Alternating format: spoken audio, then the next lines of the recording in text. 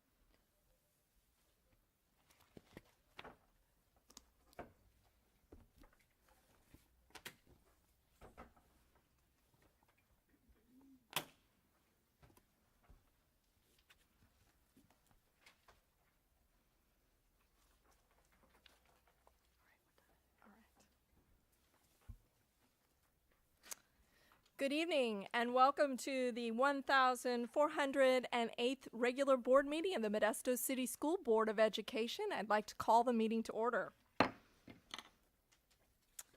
In closed session, the board gave direction to legal counsel.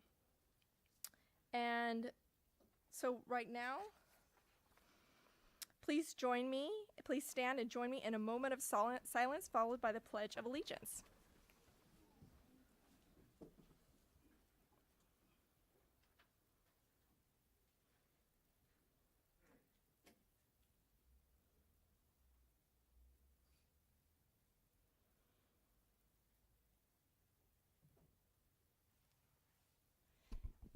Tonight, we are privileged to welcome students from Shackelford Elementary School to lead us in the flag salute tonight. We have Samantha Moria, okay, and she's a sixth grader. Samantha works hard. You want to step forward so everybody sees you. She works hard, asks questions when needed, and earns high scores on all of her work. Outside of school, she enjoys playing soccer and reading. Following high school, Samantha plans to go to college to study computer coding. Great job, Samantha. We also have Maria Reyes.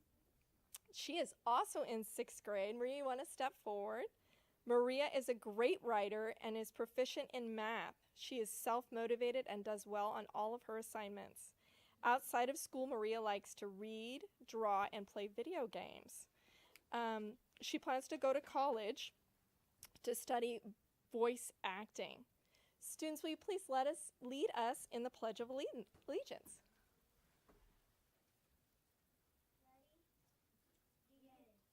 I pledge allegiance to the flag of the United States of America and to the republic for which it stands, one nation, under God, indivisible, with liberty and justice for all. All right, you may be seated. At this time, I want to read a statement for the period on public comment.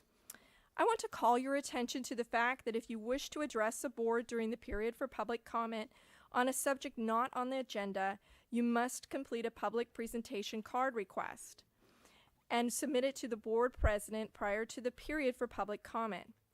Only those who have submitted cards will be called upon to speak, and no cards will be accepted after the period has begun. Every person who wishes to address the board must fill out a card. You'll find the cards in the lobby. The period for public comment is limited to 30 minutes. Time will be allotted equally to individuals based on the number of cards submitted. The maximum time for any one speaker is 3 minutes. I also want to remind you that if you wish to make a complaint against a specific district employee, you should follow the district's personnel complaint procedure. Copies of that procedure are also available in the lobby, as are agenda copies which outline the procedures we will observe during the period for public comment. The right to address the board does not exempt the speaker from any potential liability for defamation. The law limits the response of board members and prohibits the board from taking any formal action. All right, so we're gonna take pictures and then we'll go down for the announcements.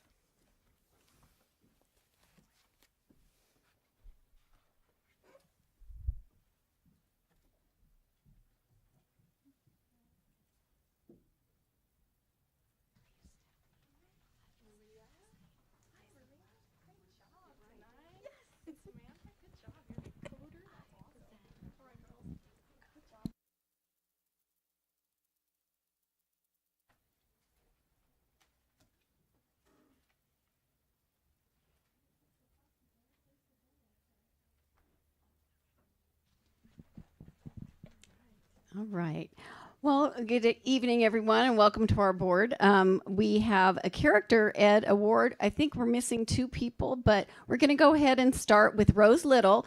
Is an 11th grader at Gregory High School being recognized for perseverance by Stephanie Eisenlaw, who is the health clerk also at Gregory. So Stephanie and Rose, come on up. Hi, thank you. My name is Stephanie. This is Rose Little. Students often use a smile to hide many things: sadness, fear, loneliness, and sometimes these students share things with us. Sometimes we get lucky and they trust us.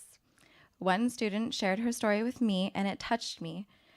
After all this student had endured over the last few days, she was still able to come to school with a smile.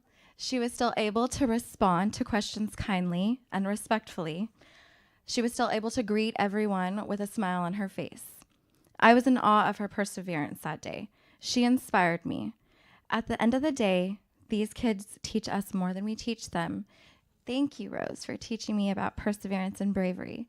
Today, I celebrate you. You inspire all of us at Gregory. Thank you so much for being such a great JAG. Congratulations, Rose. Thank you so much, Stephanie. Very welcome. I'll take that.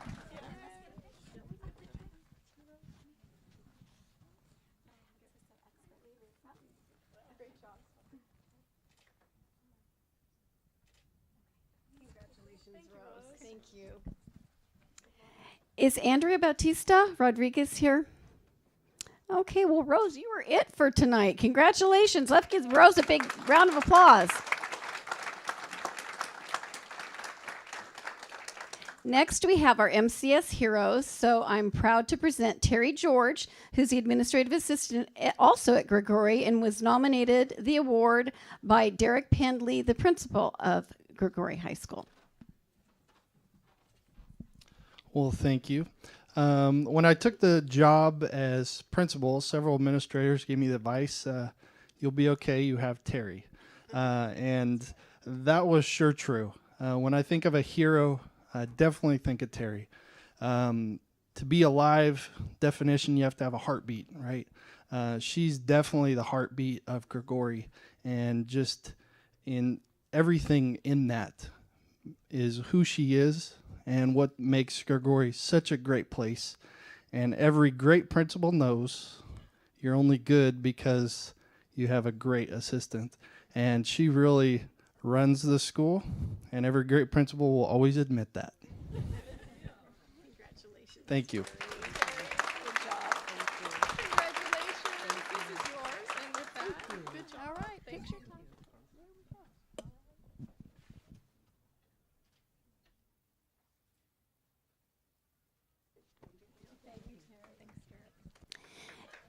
Yes, more applause. It's always good.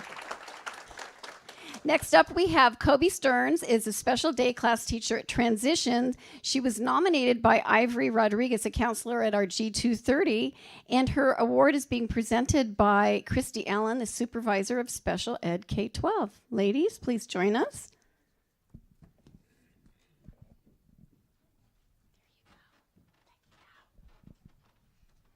Well, I have the wonderful opportunity to introduce Kobe Stearns, who was nominated for a Hero Award by Ivory Rodriguez. Ms. Rodriguez shared that she met Kobe at the Transition Students at one of the many craft fairs that they had over at Reno Avenue. She shared that Kobe works with the Micro Business Club, with the skills that she helps to build students, and it's just a phenomenal job that she does over there. And that as a new employee to MCS, she's been continuously impressed by all of the service and programs that our district provides to our students. Ms. Rodriguez shared that she believes that all of the hard work, services, and passion that Kobe puts forward will have a permanent impact on the students' lives that she serves. And the beautiful and quality crafts that the students create will brighten countless homes and offices. Kobe Stearns continues to touch the lives of all of the students she interacts with at the Transitions program, and for that reason, she is an MCS hero. So congratulations. Congratulations, Kobe. Thanks, Christy. You know the drill.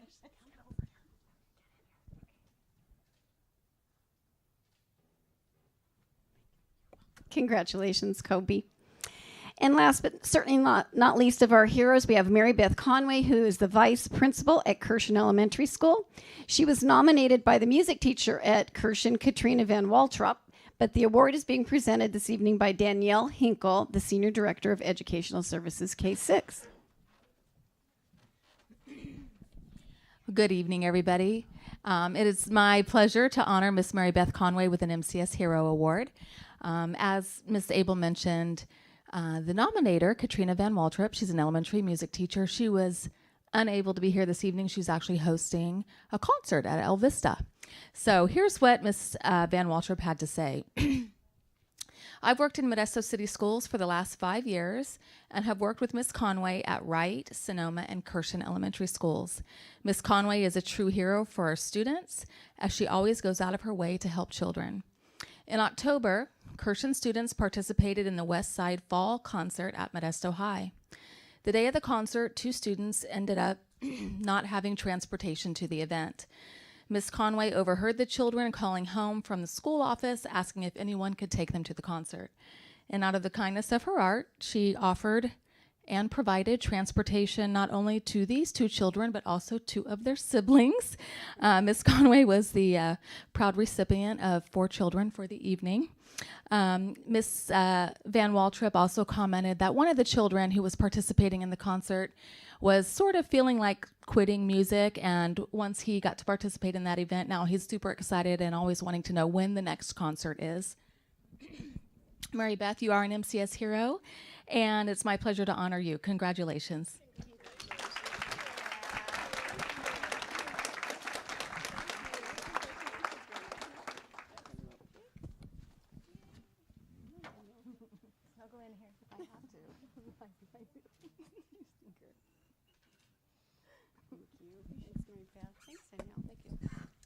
I also have an announcement to make. I want to make an introduction to all of you in the audience, as well as to our Board of Trustees. We have a new addition to the Superintendent's office. Antoinette Chambers, can you please stand and wave to all the crowd and your constituents? Antoinette interviewed on Friday and accepted the position of the Executive Secretary to the Board of Education. So welcome. Thank you.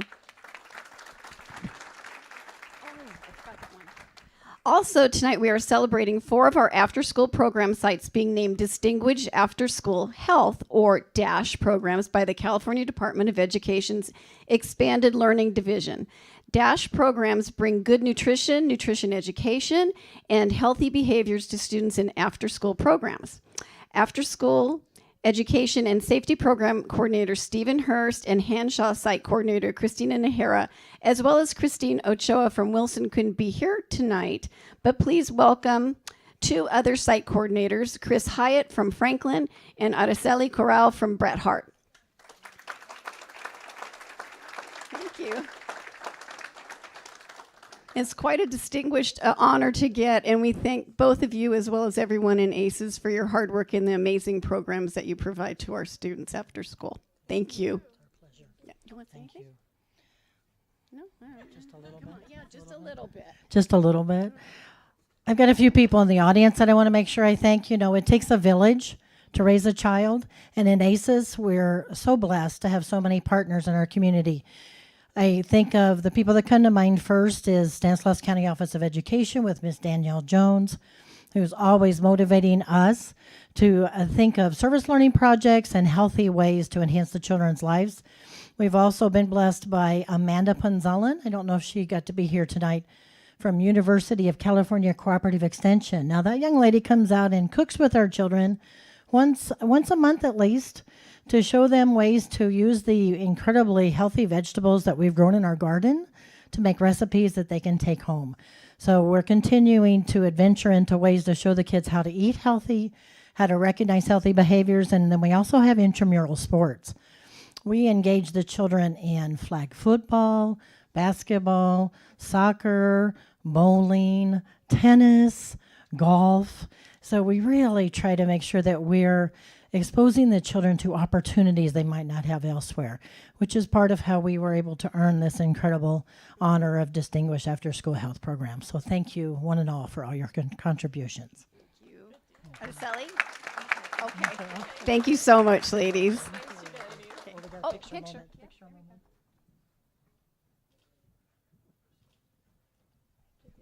Thanks. Can we get a big round of applause for our students and staff? Thank you.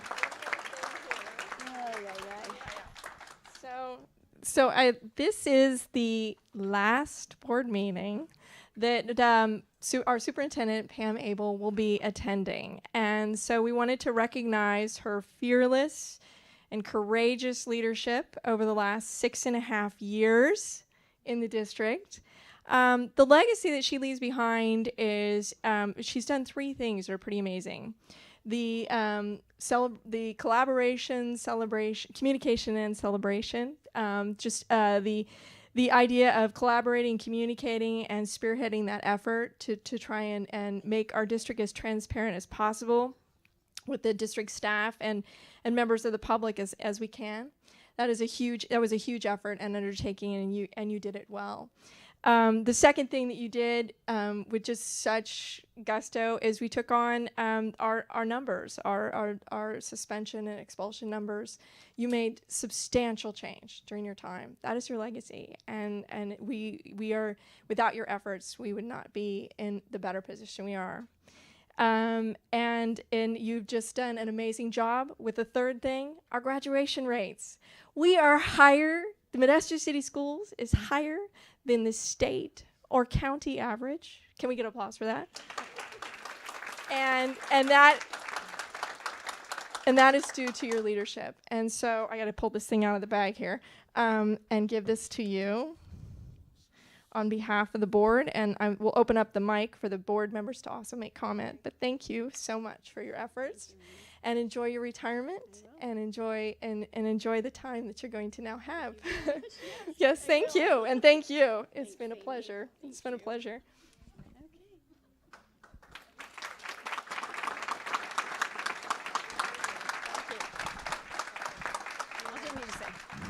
Thank you.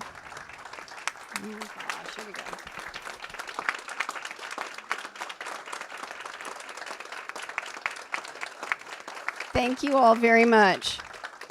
But you know, you don't do this work alone. It takes a team effort, and I feel so lucky to have an awesome team of teachers and certificated staff and managers and classified support staff and a board of education with a vision of moving our district ahead. So I thank all of you. I will be watching from the sidelines. You can trust on that. And I know a couple phone numbers where I can make phone calls, and I'll try not to make suggestions, but I will be watching and celebrating successes, future successes with all of you in the future. So thank you all so much. Thank you. All right. Does this go? You want to just give it to the? What? Oh, I'll put it back. Yeah, got it.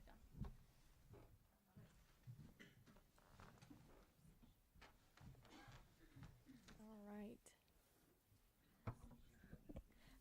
Yes, if there are any board members who would like to say something, then we'll get on with the agenda. So my light is on for Trustee Walker. I would echo what Trustee Newman said, but I think highlighting that number 2 thing that she talked about with the work we've done with suspensions, expulsions, with counseling. If you've been up here long enough, and it's only been 2 years, but it's extraordinarily difficult to move things forward in a district this big, and that was a huge lift.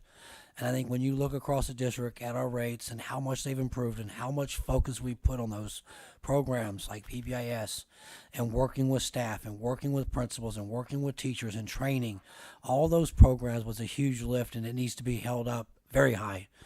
And then thank you for always having your door open and being willing to listen to me, because I have lots of questions. It's my downfall. But it was always good because you always were able to listen and point me in the right direction or tell me to take a deep breath. But I think those are both things that are very, very worthy of praising, is the open door policy and leading on that issue, which is huge in our district and should be always looked at as a huge achievement. All right. Trustee Brown. Ms. Abel, I want to thank you for the positive impact that you've had. I have a very short term of perspective, but from my vantage point, I've appreciated the Facebook posts and all the encouraging words that you have presented to the entire district, including the students, the recognition of our graduates, and everything that you have done to let them know how proud we are of their accomplishments. And I appreciate that personal lift that you've given each one of us. Thank you. Trustee Marks. Yes, we appreciate you and all you've done, and you took over where Arturo Flores when he left, and it's been great to work with you and get to know you over these years, and just see your passion for education, how much you love the district, how much you care about what happens here, and just to know that your heart really is here and wanting to make the best impact that you can on education and the students that we serve, and working with the staff, and that you had a huge job of choosing your own staff members to take over positions when you came in, and I know that was a huge task, and you've chosen well. And then recently been able to replace some members that went on to other areas, but I just appreciate your time and getting to know you, and seeing how dedicated you are as a person, and just that your heart really is in this. And I've watched you listen to the audience, and you know, it's a hard place to be at the top, and take those comments very seriously. And I could tell, you know, some of them not always easy, but you'll be missed. Thank you. Anyone else? All right.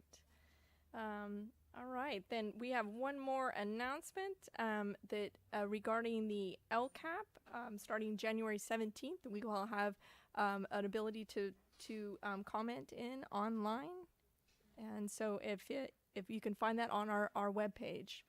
I'm seeing nods. Is there anything to add to that, Ms. Matt? No, we'll have it on our website. There will be opportunity for students at the school sites to take the survey. All staff will be able to take this survey, both for instructional staff, both classified and certificated, along with the community on the website and parents. That will be from January 17th to January 31st. Thanks, Amy. Thank you. All right, this moves us on to item A6, approval of annual board reorganization. The first item on that agenda is 6A, selection of board president. Do we have any nominations?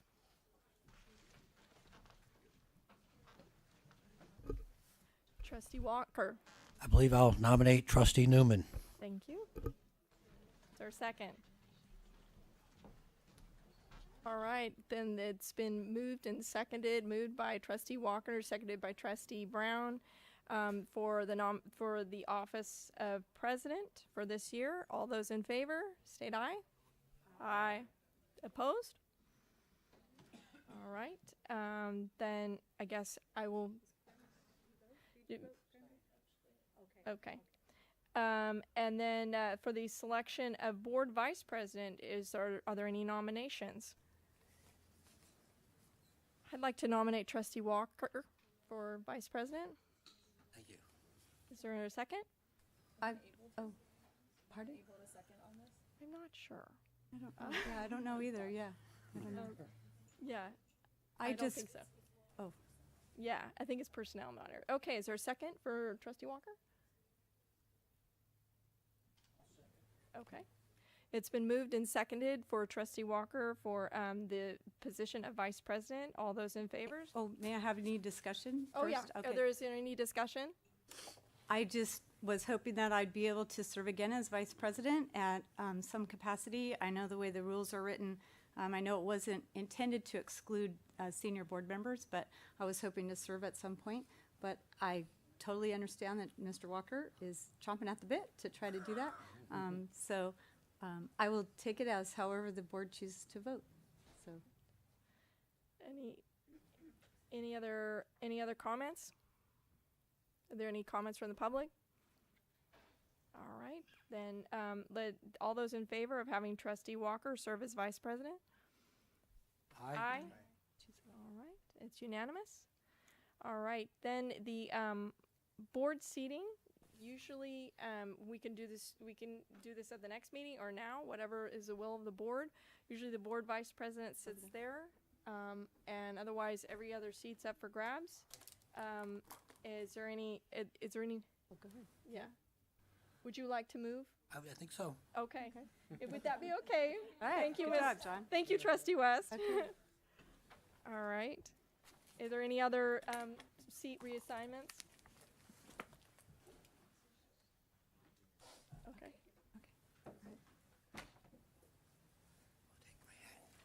All right, just give us a moment to play musical chairs. All right. We need music. Okay.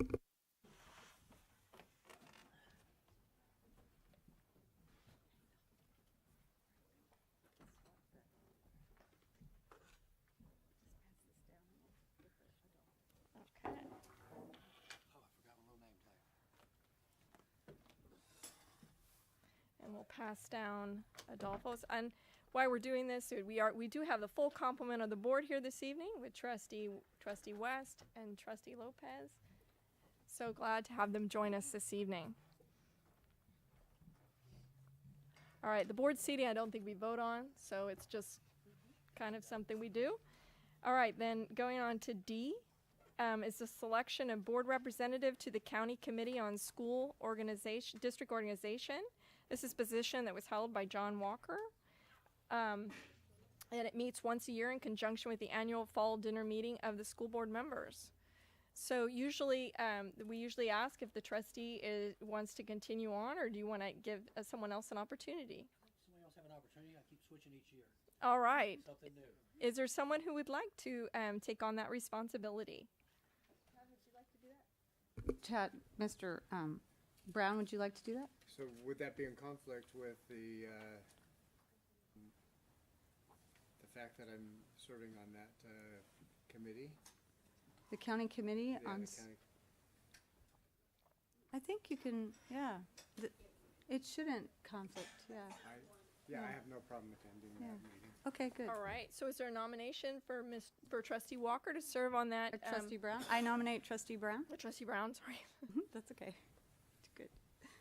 So moved. All right. And is there, okay, so it's been moved and seconded. Yes. All those in favor, state aye. Aye. Aye. All right, it passes unanimously.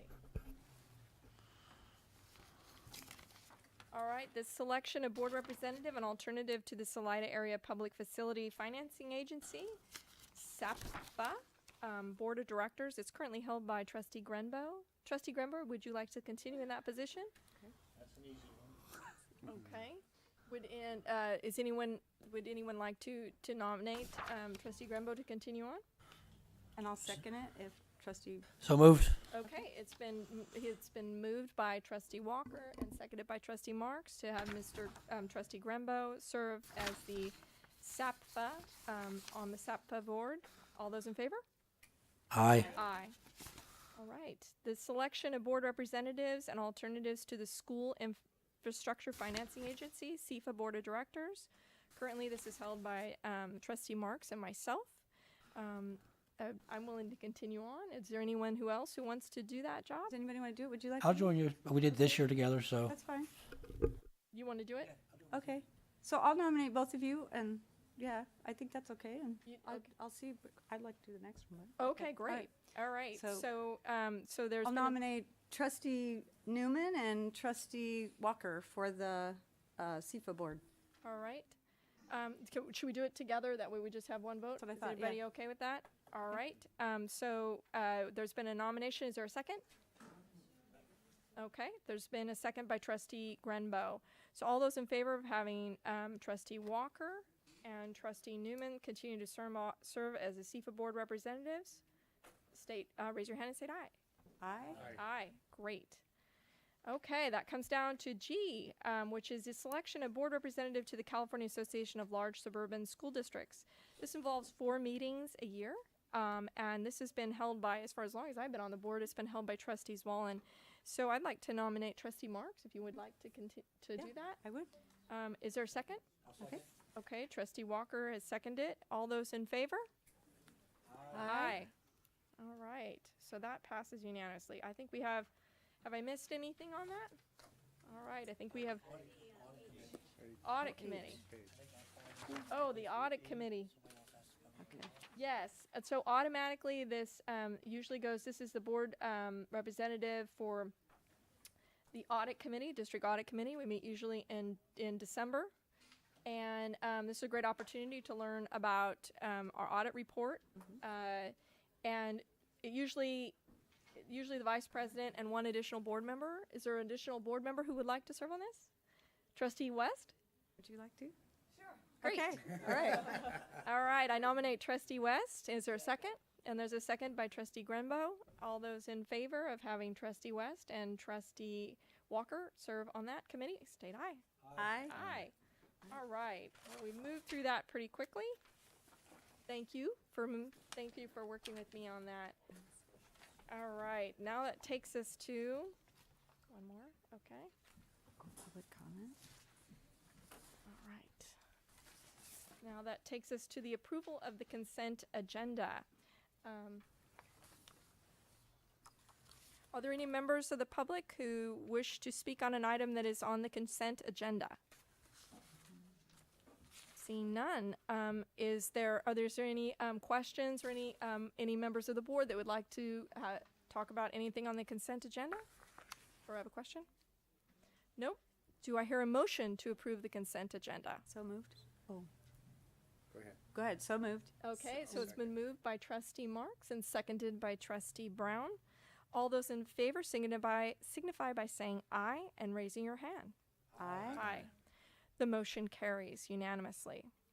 All right, that takes us to item A8, the approval of order of discussion action items. Are there any questions from the board? Seeing none, are there any members of the public who wish to speak regarding the order of discussion action items? Seeing none, then do I hear a motion to approve the order of discussion and action items? All right, it's been moved by Trustee Walker and seconded by Trustee. Go ahead. All right, Trustee Lopez. Then all those in favor signify by saying aye. Aye. All right. This brings us on to the period for public presentations, and I have a number of cards for this evening. Remember, each speaker is limited to 3 minutes. The first card I have is Debbie Barrera.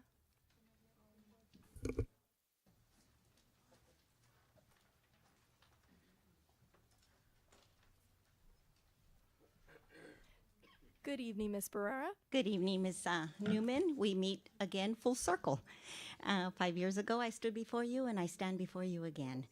Good evening, members of the board. Pam Abels, my heart. I tried. And Craig, we spoke over at City Hall. I hope that change can be made I'm speaking Spanish, for us. The community, my name is Debbie Barrera. I am with We Are La Raza Parents Union. And welcome new board members, District 7 and 5. We worked hard to put you guys there, so welcome. I'm here tonight because I hate to be the bearer of bad news. Ms. Pam Abels, you did try. But unfortunately, the LCAP is still not utilized under accountability. Our children are still being subject to mental and physical harm. Parents are not being notified properly. Teachers are running to their union reps, and our children's constitutions are still in violation. And so I just want to come before the board to let the board know that community is still, you guys could say you guys have moved the needle. Yes, you have. Mr. John Walker, I voted for you, and I hope you put me on some of your committees so I can help transpire some of these changes that need to be changed. There is some, but it's not enough because our children are still failing. Our children are still being subject to being classified, and our children are still being harmed. The Safe Place Learning Act is in still violation. I have families here under the English learning. You guys take their funds, but don't deliver the services as is mandated by state and federal laws. So I'm here to go on the record once again that Modesto City Schools is in fail under the LCAP, Every Student Succeed Act. Thank you. Thank you. All right. Next, I have Lorena Vasquez.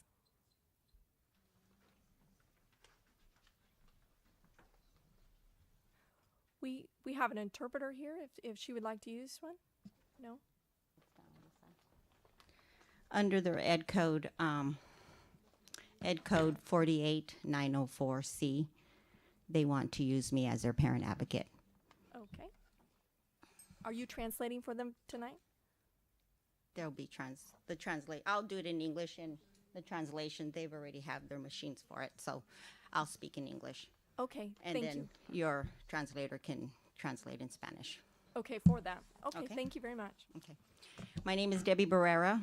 I am with We Are La Raza Parents Union. District have their unions. Boards have their attorneys.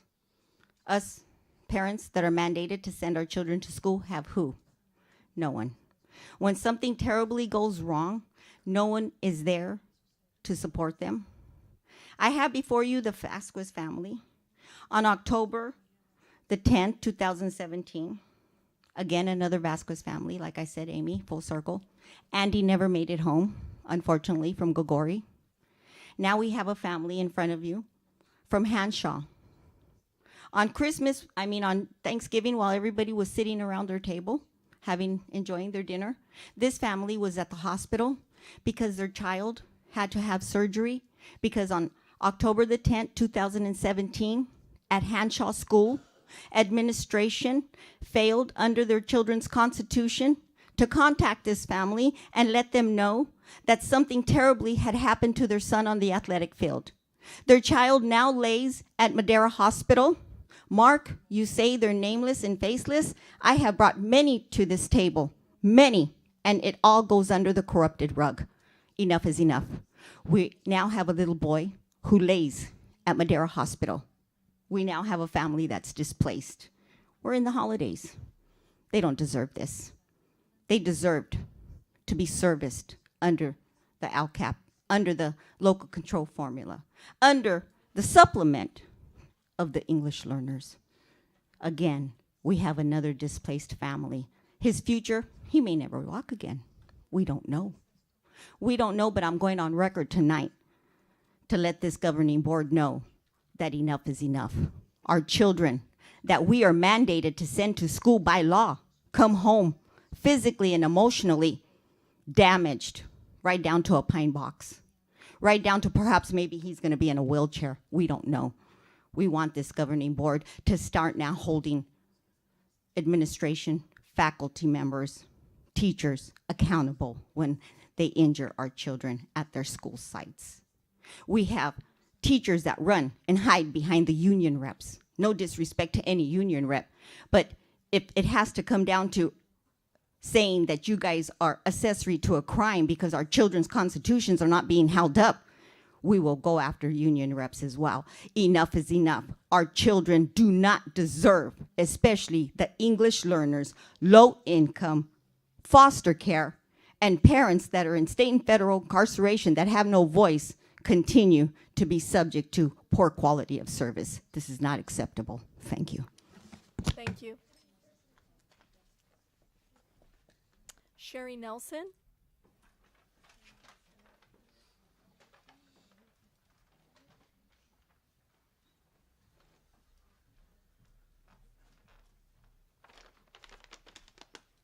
Good evening. Nice to see you, Superintendent Abel, and new superintendent coming in, interim, and board of trustees. My name is Sherry Nelson. I'm the executive director of Connecting Waters Charter Schools. And I wanted to just kind of share a little bit about why we submitted a charter petition to Modesto City Schools. Our current charter, Modesto Connecting Waters Charter School, has been overseen by Waterford Unified School District since 2002. During that time, we have always had resource centers in Modesto, and we've worked collaboratively with Waterford Unified Schools District as well as Modesto City Schools. We just wanted to note that we did submit a charter petition to Modesto City Schools December 1st, and I was in contact with the district requesting that our petition be accepted at this board meeting, but it wasn't on this board agenda. But due to various changes in the interpretation of the law, this year our resource center, the only choices that we have to maintain our resource center and to serve our students is to either have a location that's large enough in Waterford, which there is no location, or to have Modesto City Schools authorize our petition that we've submitted. We would like to invite all of the board members, as well as I know Superintendent Abel is retiring, but we have Superintendent Reitquist, who will be coming on board. We'd love to have each and every one of you come and visit our local facility, where you could meet our students, see how we're serving students in the independent study model, and how we've been serving students since 2002, and how we would love to be chartered under Modesto City Schools. So we want to continue what we've been doing. Our students want to continue as well. I actually have cards for each of the board members that I'd like to give to you. It has a thumb drive with our petition. We'd love for you to read it, and notes from our students asking you to please read it, thanking you for reading it, thanking you for considering the charter petition that we have. So I welcome each and every one of you to come and visit, to contact me, any questions that you have. Love for you to come and visit and learn more about our school. So thank you so much for your time, and appreciate it. I have the cards. How can I get these to everyone? You'll get these. Thank you. Thank you, Ms. Nelson. You can hand them to Ms. Mastras. Thank you. All right, Gladys Williams.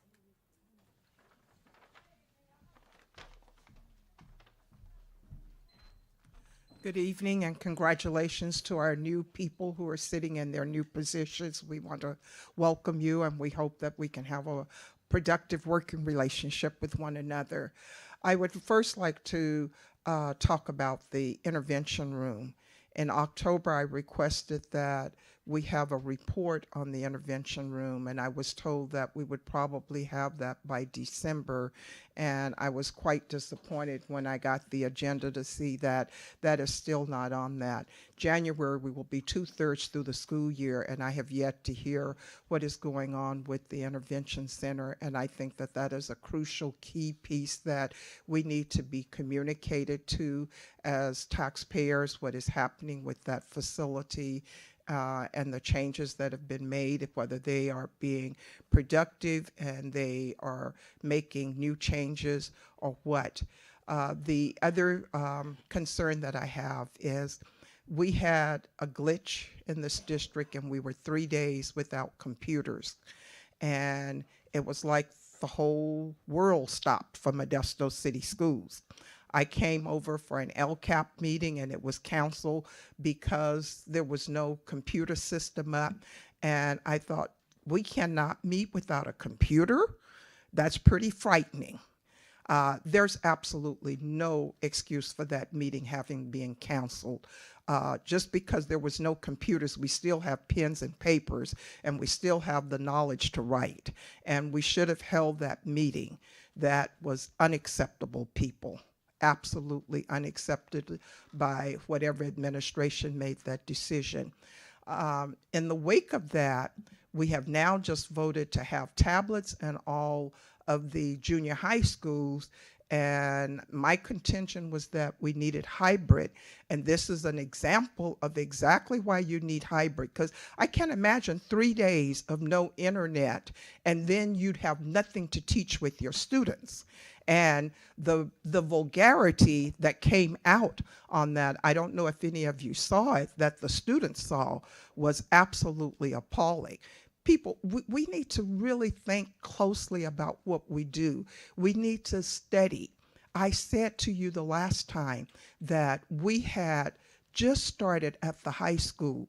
Let's give that a chance to see how it's working before we go full force and spend thousands and millions of dollars on a program that we don't even know how successful it's going to be, because even in the high schools, there are days that those kids come in and those laptops are not working.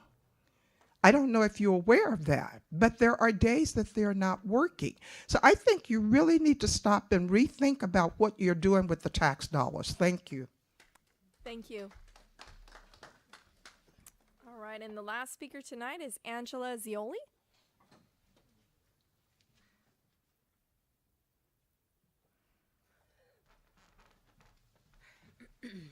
Good evening. Good evening, President Newman, trustees, Superintendent Abel, cabinet members. Angela Zioli, president of the MCS Managers Group. I just wanted to take a few minutes this evening related to a couple of topics, not specifically on the agenda, although now I guess one is sort of on the agenda, so I apologize for that. I did want to just first introduce myself to our new board members and welcome you both to Modesto City Schools. I've spent my entire career for the last 25 years working here. I can honestly tell you we are the best. As I realized tonight is the last school board meeting for our superintendent, Pam Abel, I could not let this meeting conclude without having had the opportunity to say a few words. I am currently the director of purchasing, but for 15 years I worked in the human resources department. Working in HR, I had the privilege of working closely with both our retiring superintendent as well as our incoming interim superintendent. I provided support to Ms. Abel as her administrative assistant when she was a director in HR, and then to Mr. Ridquist when I was his assistant and the negotiations secretary.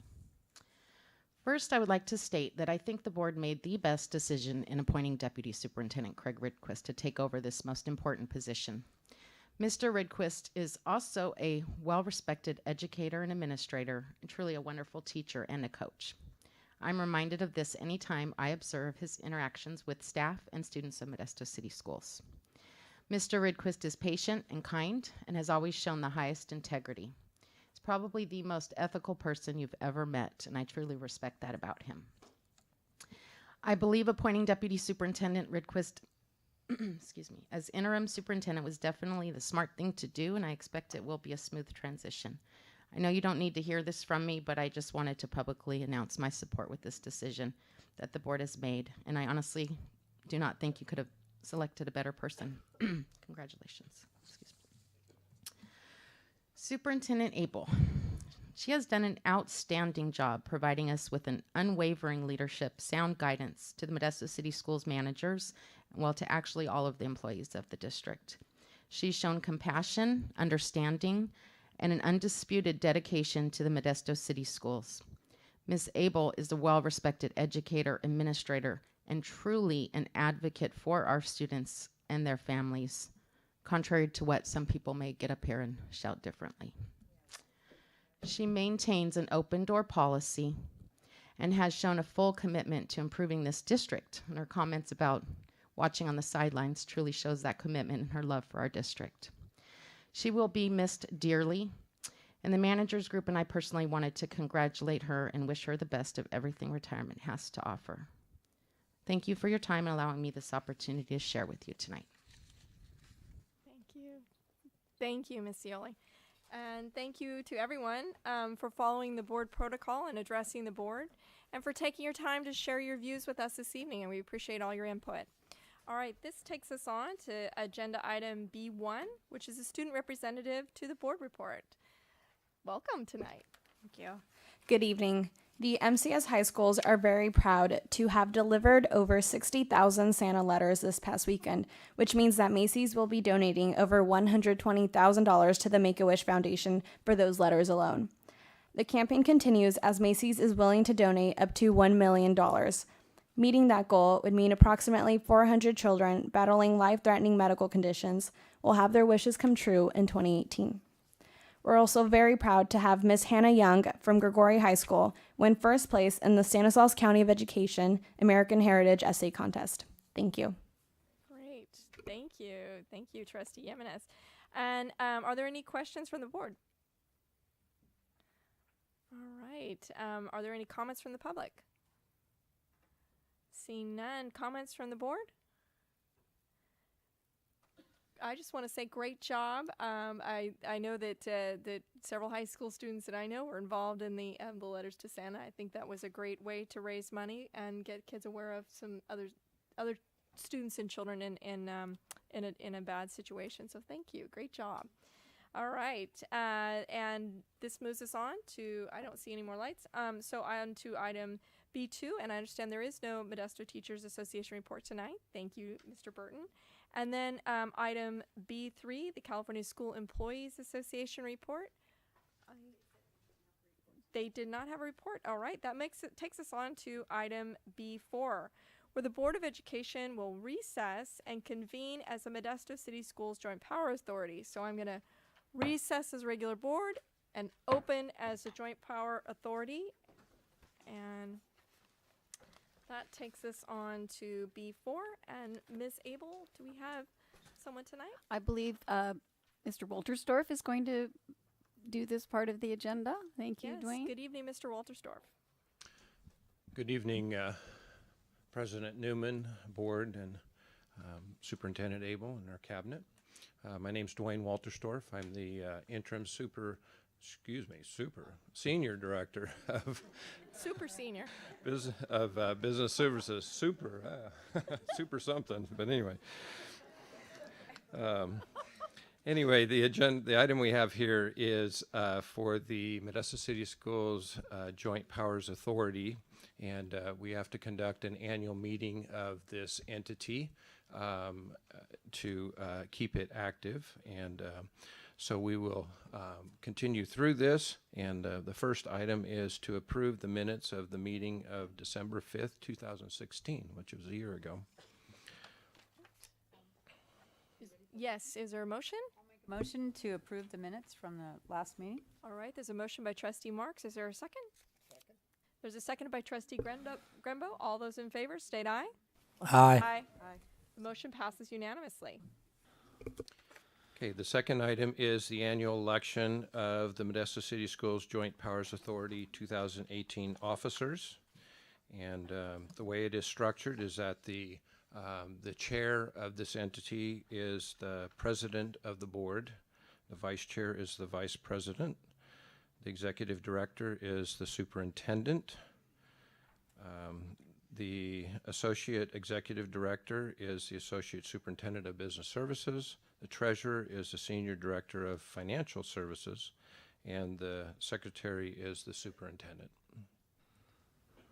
All right, is there a motion to accept the slate as indicated by Mr. Wolterstorff?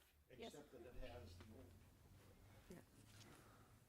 doesn't it have So Sue's Wallen? We're going to replace the names in there? Right. No, this would be, this is on B4 too, right? Yes. Yes, so we're on B4 too, there are no names. Oh, okay. So, if I'm looking at the right one? Yeah. 2.0? B4, Election no, of page B42. Oh, it's not the election of the That's minutes. the minutes. Oh, that's the minutes. I'm sorry. Okay, so we're on page B42, sorry. and the chair would be me, the vice chair would be Mr. Trustee Walker, and the executive director would be The interim superintendent. the interim. Should we have that say interim superintendent? We can do that, yes. Okay, so why don't we do that? And then where it says superintendent, it'll say interim superintendent. So is there a motion to accept that slate with those revisions to the word superintendent to be interim? I move approval of that. Okay, so it's been moved by Trustee Marks, and then is there a second? Second. It's been seconded by Trustee Walker. So all those in favor of the annual election of these officers, state aye and raise your hand. Aye. Aye. All right, that moves us down to the the authorization of the annual audit. Correct. We need the board to give us authorization to have the books subjected to the annual audit, which it has happened already, so we need you to approve that, as well as to give us permission to submit that audit to where it needs to go for anybody who might ask for it. All right. Are there any questions? All right. So do I hear a motion? A motion by Trustee Lopez and a second by Trustee Granbo. Are there any comments from the public on any of these? All right. All those in favor? Aye. All right. And is that the end? And then number 4, you have a period for public presentation. All right. Are there any comments or public presentation need to be made? Trustee Brown, did you have something you wanted to add? Yes, I'm just curious if we could have an explanation of why we have the Joint Powers Authority. What purpose does that entity serve, and is that something that needs to continue? Yes, I can answer that. The reason it was set up is in the time that we were going into bid for the Quality School Construction Bond Program. We needed to set up an entity through which we would issue bonds. And so in this, we had lease revenue bonds that we issued. At the time, we had a corporation, we had a financing corporation. The corporation, the way it was set up, didn't meet the legal requirements that were needed for those lease revenue bonds. And so we needed to set up this joint powers. Moving forward, the joint powers is a much better entity versus the financing corporation, because you have a lot of legalities you have to deal with. You have tax returns that have to be filed in regards to that. So if you remember that, probably about 6 months ago, we came to the board and asked the board to dissolve that corporation. And so, because all the financings under that corporation had been taken care of, and those primarily in the past were certificates of participation that we had under that, but those were all been paid off. So now we're left with this joint powers. Yes, we do need to leave it because those bonds are outstanding until 2027. And in the future, it's probably an entity we'll want to keep active. So in case we want to issue other bonds like this in the future, the entity's already set up and we don't have to go through that legal process to do it again. Thank you. Any more questions? Are there any questions from the public? Thank you, Mr. Walterstorff. All right. This concludes the meeting of the Modesto City Schools Joint Power Authority. And we're going to reconvene as Modesto City School Board. And this takes us to item B5, or actually B6. And we have a request to address the board by Ernest Craven Neely. Yes. Welcome, Mr. Craven Neely. Thank you very much. My name is Ernest Craven Neely. This is my husband, Robbie Craven Neely. He's going to help me out. Just be up here for support. I'm an educator. I've been an educator in California for 25 years, most of those in Modesto City Schools. Thank you for letting me address you tonight. I'm gay, if you haven't figured that out yet. I'm concerned about the LGBT youth in Modesto. Here's some statistics from Center for Disease Control and Prevention. Not good stuff. LGBT teens are more likely to experience all this stuff here. This suicide attempts, suicide in itself, physical violence, depression, homelessness, drug use, high dropout rates, absenteeism, harassment in schools. And I'd like to encourage you board members and administrators, if you haven't done this already, do your own investigating. Talk to the GSA advisors, offer to do a question and answer session, listening to the youth, talk to the counselors that go into our high schools and junior high schools. And unfortunately, you'll probably find that these statistics are true. And all of these are due to negative stigmatization in the schools to LGBT. What can be done? LEAs can do a lot of different things. I like to focus on making our history and our sex education more integrated. So prior to the 1960s and 1970s, if you would have looked at textbooks in California, you would have seen mostly white people and Anglo-Saxon names, John, Mary, Sue. And then our state made a movement to be more inclusive to races. Today, I believe our laws are going a step further and trying to be more inclusive to LGBT people. We are 5% of the population at least, if not more. We're not invisible, and unfortunately, a lot of our curriculum has censored us out of it. We're not recognized in the sex education courses. We're not recognized in history. So we have some new laws that address that, and I think Modesto City Schools, like a lot of districts, are moving very slowly, and I don't think it's fair to LGBT population. So here's the 2012 Fair Education Act. Notice the year, 2012. It came with 5 education codes. 3 of them had to do with the adoption processes, so which confuses things because the adoption process in California has been stalled. We're years behind in our adoption process. But there are some education codes like this one that have nothing to do with the adoption process. And this one says, instruction in the social sciences shall include the contributions of these groups that have been left out: lesbian, gay, bisexual, transgender, and persons with disabilities. Next slide.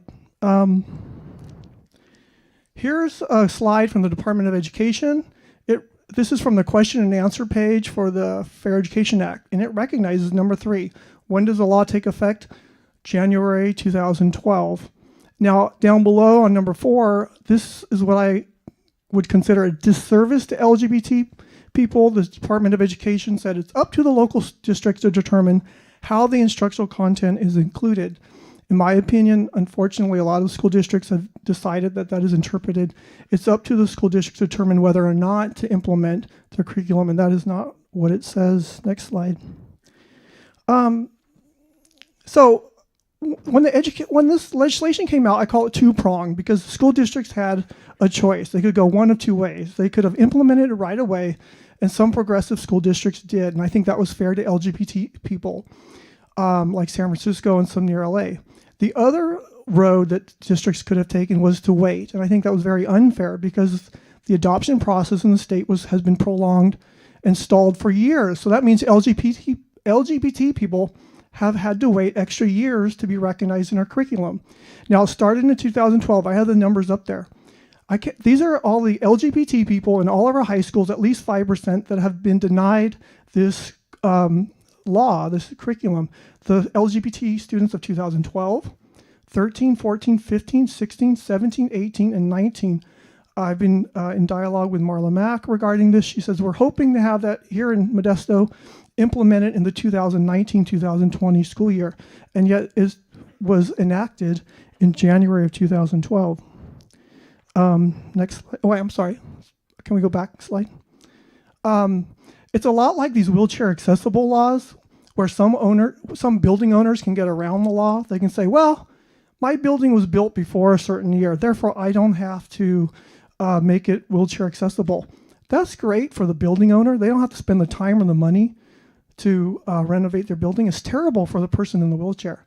That's similar to what's happening with this curriculum. LEAs, busy administrators can say, hey, we don't have to adopt this. We can wait until the state requires us to adopt this curriculum. That's great news for busy administrators. You don't have to deal with the controversy of the content. It's terrible for the LGBT people because they are denied access to the curriculum. No built-up self-esteem, no deterrence to harassment, none of those Center for Disease Control statistics being taken care of. Okay, now we're ready for the next slide.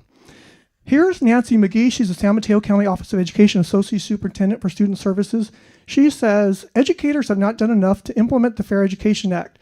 Kids should see themselves reflected in the curriculum. They should see their identities and the kinds of history we are teaching. I spoke with her on the phone 2 Saturdays ago. First thing that came out of her mouth, she said, these guidelines should have been implemented in 2012.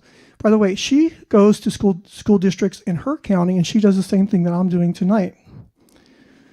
She sent me one of her presentations. This was one of her similar to one of her slides. Here's a sad story. Ronan Shimizu, 12 years old, Folsom Cordova School District, teased for being the only boy cheerleader for designing his own clothes, which I think is great that he did that.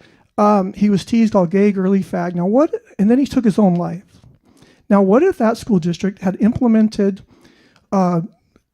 teaching about negative aspects of stereotyping, like the California Healthy Youth Act says to do, or gave examples of gay people who contribute to our society, like fashion designers, Carlo Otto Lagerfeld? Maybe he would be here today. By the way, James Stewart and George Bush were both male cheerleaders, not gay. Okay, next slide. Now here's the Department of Education from their website. Must LEAs use only state-adopted instructional materials?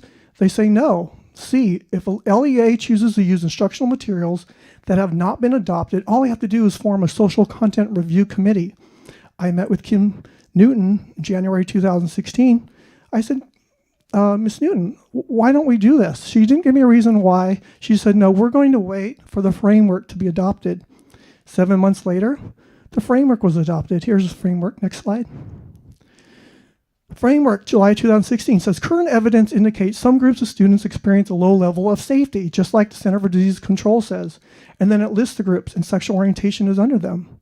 And then it goes on to say teachers can fill gaps found in the curriculum by adding relevant examples of diversity beyond the content standards. So in my opinion, this is the spirit of the law. Waiting for textbook to be adopted, that's the letter of the law. 2012, we're still waiting for the adoption process. But this is a framework that was adopted in 2016. This is the spirit of the law. And it goes on to say supplemental materials. And then it says right down the bottom, it's important for students to see examples of members from their own gender and sexual orientation. We could do things like this. Bayard Rustin, civil rights leader, gay rights leader, worked alongside Martin Luther King. He was extorted to step down. Some of the leaders didn't like that he was gay. They said they were going to start false rumors if he didn't step down. He stepped down. He was asked to rejoin the movement. He became the chief organizer for the March for Washington for Jobs and Freedom, the famous I Have a Dream speech rally. He was the lead organizer. So things like that. I mean, what would it hurt our students to learn about gay people who contributed like that? So that moves on to the California Healthy Youth Act. Basically, this says you don't have to teach sex education, but if you do, you have to recognize all sexual orientations. So in my classroom, I like to be able to say something like this. Boys and girls, the videos we're watching say that at a certain time you're going to experience an attraction to the opposite gender. For some of you, research shows you might experience attraction to your own gender.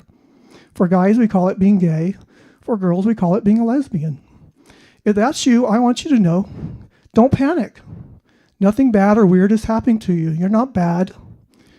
And if that's not you, and later you find that's your classmate, your coworker, Modesto City Schools policy is that we show respect to everyone, regardless of their sexual orientation. I mean, that would be recognizing all sexual orientations. So this is what I'm asking for the board and the administration to consider doing. The board, just tonight, if you could give us your stance on these issues. If we could authorize teachers to recognize the framework, again, that's the spirit of the law. We don't have to wait for the adoption process, to recognize all sexual orientations, especially in grades 5 and 6, with an opt-out, to give educational updates to parents. So parents, once in a while, I'll teach on Bayard Rustin or people like that, and usually my parents are okay. Once in a while, they're confused because there are no educational updates going to the parents saying, we have new laws, we have a new framework.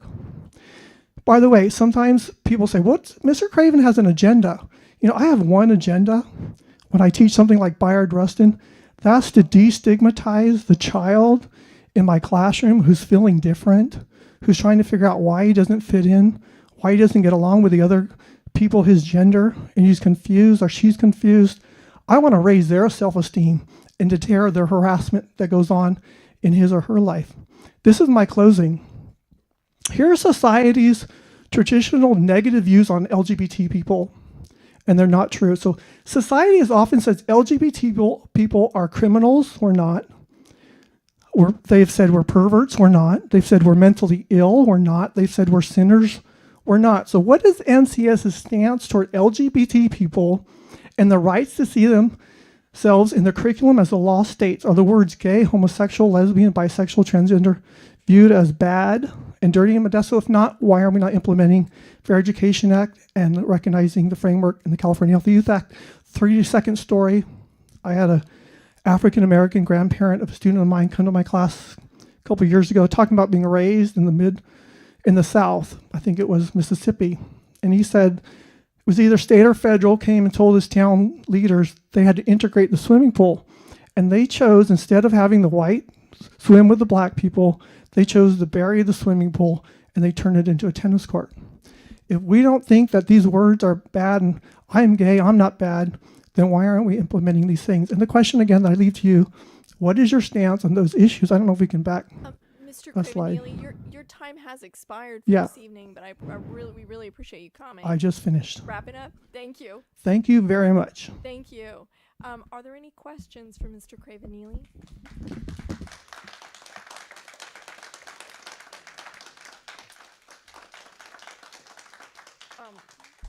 Yes, our student representative to the board.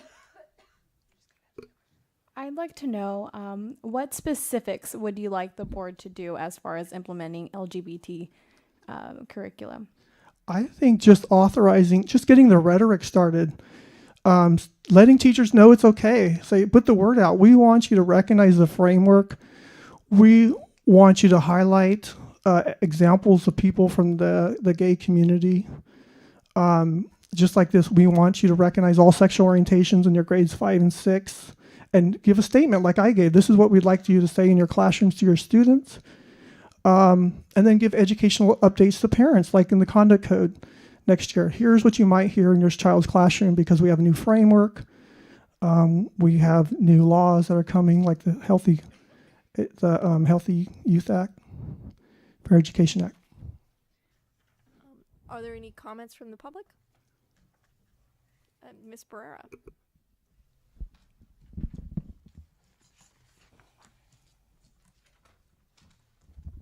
Debbie Barrera, we are La Raza Parents Union. I have some questions for you, sir.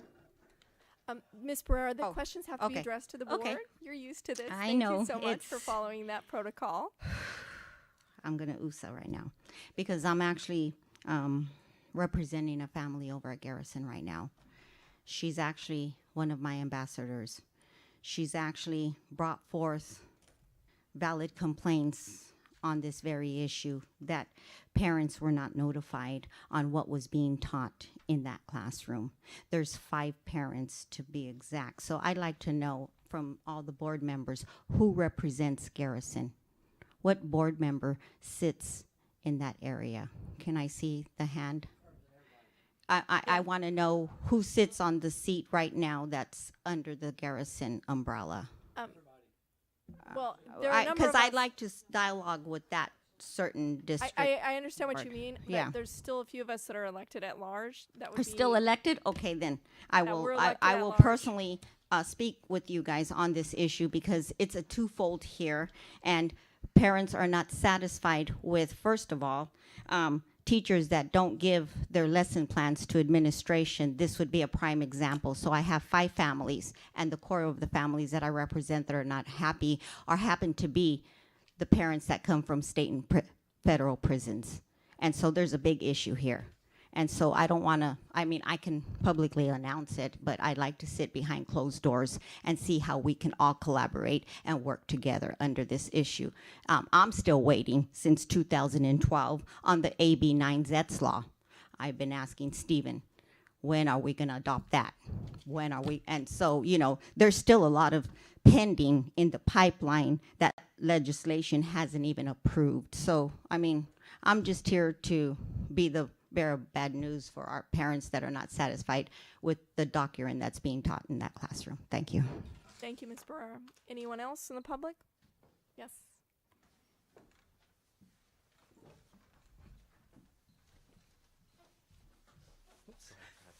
Good evening. Hi, I'm Reverend Michael Schiffelbein, and I'm the pastor of College Avenue United Church of Christ and the president of the Stanislaus County Interfaith Council.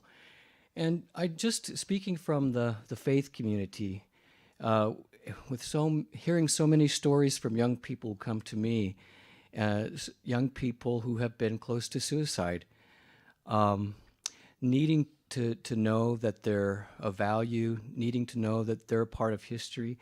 It makes a huge difference. It makes such a difference in the life of young people to hear that kind of respect and being brought forth from in their own schools. So I just want to speak from that point of view, from the point of view of hearing young people come to me and talking to me at church and outside in the community, how important it is. So I want to really be an advocate for implementing the curriculum. Thank you. Anyone else? Yes.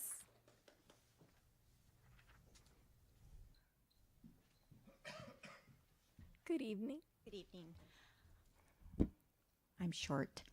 I wasn't planning on speaking, but I feel that I need to. My name is Robin Fowler-Lorenco, and I am a retired school teacher from Ceres Unified, and I am also the mother of a gay son. I also volunteer at the Central Valley Pride Center. I was asked by Mr., say your whole last name? Craven Neely, to come and support him tonight. I do have to say that I totally support what he's asking for, both from a teacher's point of view, because I have had gay students. I was honored to be asked by a student I taught in the 5th grade when he was in high school to please come and meet with him and his family so he could come out to his family. I was very honored to be asked to do that because I know the ridicule and the struggles he went through. I have a former student who did commit suicide in the 8th grade. My son was accepted by his family, which was wonderful, and he only told me of a few times he was bullied and a few times that things were said that he felt he was singled out in class. I have to say, as an educator, I've always been supportive of my students. And as a mom, I have made a point, and as a teacher of gay students, I have made a point of always, if somebody fits the situation, I throw them in. And I have never had a parent come and complain to me about that. Please consider. Thank you. Anyone else?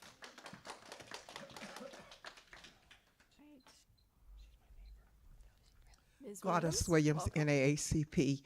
You know, if one of us does not have their freedom, we all have lost our freedom. These are not unreasonable requests. I recommend that a committee be developed to find out how we're going to approach this discussion, because it is a discussion that needs to be appropriately approached.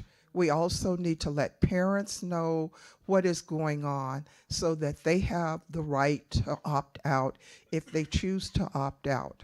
But bottom line, we're in the 21st century and we're all citizens and we all want to be recognized as human beings, and we have to be respectful of that. Thank you. Thank you.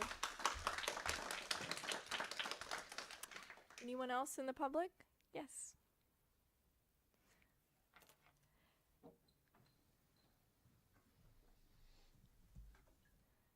Good evening. Hi, good evening. I'm Robbie Ernest Craven Neely.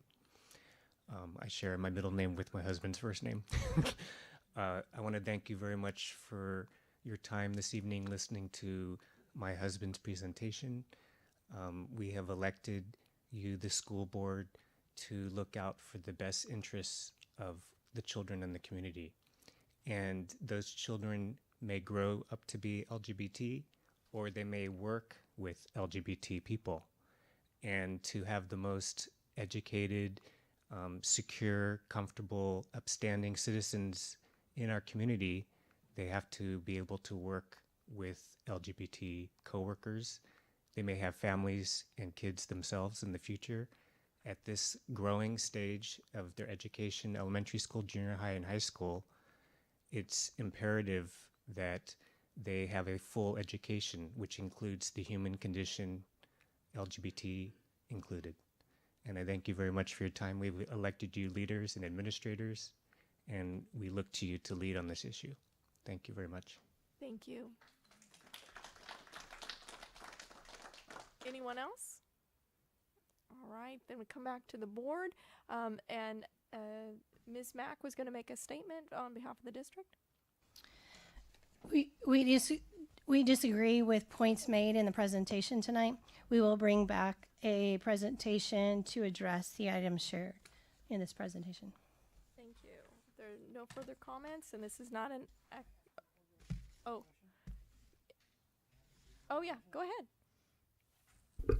I'm gonna go fishing with our board rep because I have children, in, as well as you do, in high school, and sort of looking at the question you asked. My perception from my daughters is that we don't really have a bullying, oppression, sort of abuse problem with individuals because of this issue, that they're all aware and they really are getting along. And that generally speaking, if there's an issue, it's 2 or 3 issues that may be one thing, but our students are aware of these issues and do very well together compared to those of us who grew up 40 years ago, if I'm making sense. You are absolutely. The only thing I will say is most students do not have any curriculum that does deal with LGBT. I know in certain AP classes, I know like 2 weeks ago in Gov, we did address gay rights. And mainly because in AP Gov, you do have to cover that for the test since it's current events. But in all my other classes, I've never touched on it. You're welcome. Thank you. Thank you for your input. All right, this is not an action item, so it's only just a request to address the board. So we're moving on to item B7, approval of resolution number 1718-10, requesting that the Modesto City Council place an amendment of the city charter on the ballot relating to the election cycle of the Board of Education. And I'd like to recognize Mr. Munoz tonight. Good evening. Our council. Good evening, governing board members. My name is Roman Munoz. I serve as general counsel to the board.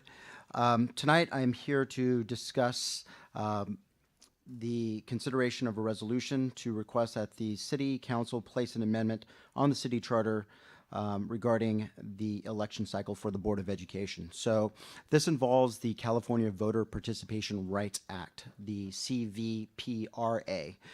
We've been discussing the California Voting Rights Act for a long time. So that is the CVRA. So what I'd like to do is just give you a brief overview of the CVPRA and answer any questions that you may have. So in California, we're allowed to have what they call off-year election cycles, meaning that we can have elections in odd years. What the CVPRA provides is that if voter turnout in off-cycle elections is too low, then cities and counties must move to the regular elections to a statewide election date, and that would be in even years. We're required to adopt a plan by January 1, 2018, and to implement our plan by November 2022 for statewide elections. Looking at the background of California's elections, California in 1973 adopted regular election dates that provided for even and odd year elections. What had occurred is that an analysis indicated that, well, by having odd year elections, are we having voter participation drop too low? And then came about Senate Bill 415, and it recognized that large numbers of cities, school districts, and special districts hold their governing board elections off cycle in November of odd numbered years, which would include Modesto City Schools. Modesto City Schools, as you know, is a unique school district in the sense that we are subject to the city charter as far as the election of board members and our election cycle. And as you see, the city charter in section 300 requires that we conduct our elections in odd years. So the Voter Participation Rights Act would prohibit us from conducting a statewide election if there's a significant decrease in voter turnout. And as you see in this slide, it is defined as at least a 25% less than average voter turnout within the city or district for the prior 4 statewide general elections. When we look at voter participation, generally, we see the differences that are greater than 25%. Here on this slide, it shows 30.3, and on the next slide, it shows 31.3. Now, one question that had come up on the passage of SB 415 was whether or not it applied to school districts and cities that were subject to charters, because charter districts theoretically have more leeway. Very recent Attorney General's opinion was issued, and it said yes, in their analysis, that the CVPRA did apply to charter cities. I would say that Attorney General opinions are not binding, meaning that, hey, you can't go into court and cite this, and a court is required to follow it, but they are given great deference. And when the CVPRA's author was asked about this, he stated that it was his intent that it apply to charter cities. So there is, the risk of litigation associated with not having a plan to go ahead and switch the election cycle from odd years to even years. So many of you as school board members have probably heard your counterparts in other school districts say, hey, we've passed a resolution, we've presented this to the Board of Supervisors, and we're able to go ahead and change our election cycles from odd years to even years. That's not, unfortunately, our ability to do so. Again, as I mentioned, we are subject to the Modesto City Charter, and the only way that a charter can be changed is via the election of a vote of the people. So before you are 4 options that are available, and the reason why we outline these 4 options is that they're available across the board to each of you, and they outline different aspects that we can take in order to come into compliance with the CVPRA, and that would be to switch our elections to even years. Based on the resolution that is presented, we are requesting or recommending that the board select option 2. And what option 2 would do would be to place a proposal on the November 2018 ballot to consider a one-time extension of the 4-year terms to 5-year terms for terms beginning in 2015 and 2017. We believe that this is the most appropriate route to go. We'd ask that you approve this resolution since it seeks to immediately seek compliance with the CVPRA, meaning that we would not have another odd year election.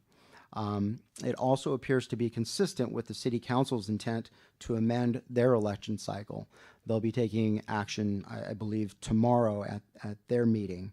And again, this proposed resolution would be consistent with a number of other local education agencies in the area, including the Stanislaus County Office of Education, Empire Union School District, Denair Unified School District, Chatham, Oakdale, Sylvan, Shiloh, Roberts Ferry, Valley Home, and Knights Ferry, that are all extending their terms to come into compliance as soon as possible with the CVPRA. If you have any questions, I'd be more than glad to answer those. Thank you, Mr. Munoz. Are there any questions from the board? Okay, Trustee Walker. Just one for the public, because we've sort of been through this, that it's not only the precedent of our local surrounding districts to have taken this model too, but it was also what I found when asking other boards outside of our region that precedent-wise, this is the same sort of approach most districts are taking across the state. Is that a fair assumption? That is true. Thank you. Anyone else? I just have one question about the resolution, or just a maybe even a comment. I didn't see in the resolution that the proposed charter amendment, and this was an issue with the previous Measure F when it initially went to voters, that the proposed charter amendment would go to all voters in the district, including those outside the city of Modesto. I don't see that in here. It seems like maybe that's a good idea to add it. Oh, we could add that. What we used was the process that this resolution is simply asking the city council to place that matter on the ballot, since there's two ways to get a charter amendment on, and one of which is a petition from the members of the public, and two, that the city council can do that themselves. Would it be in our best interest to make sure that it's clearly understood from the resolution that's what we were looking at, so that there isn't that confusion again? Of course. Maybe in section 3, just a sentence added there that the proposed charter amendment would be, it is the intention of the school board that the proposed charter amendment would go to all voters in the district, including those outside the city of Modesto. It's an unusual situation where our district boundaries exceed the city charter, the city boundaries, and so people that aren't part of the city vote on this. Okay. I believe that could be part of the motion to approve the resolution. All right, are there any other questions for Mr. Munoz? All right, are there any questions from the public or comments? Anyone? Okay, come back to the board for any comments. Well, it's going to be a resolution, so she's going to take roll when it's time. But anyone else? Anyone wishing to make a comment? All right, are we ready for a motion then? Okay, it's been moved by Trustee Walker. Move that we take the resolution with your proposed change. Okay. And it's seconded by Trustee Grenbow. I saw a hand go up. All right, and Ms. Abel, will you please take the roll? Yes, thank you. Trustees Jimenez. Aye. Brown. Aye. Grenbow. Lopez. Aye. Marks. Aye. President Newman. Aye. Vice President Walker. Aye. Trustee West. Aye. All right, the resolution passes unanimously. Thank you, Mr. Munoz, for your help on this. And that takes us to item B8. Is anyone, we've gone about an hour and a half. Are we good to keep going? Okay. All right, just let me know if anybody needs a break. We're on to item B8. This is approval of the first interim financial report for 2017-2018, the positive certification, financial certification. And I'd like to turn it over to Mr. Zierli. Thank you, President Newman, trustees. Tonight we have our first interim budget report. We're going to ask for a positive certification from the board.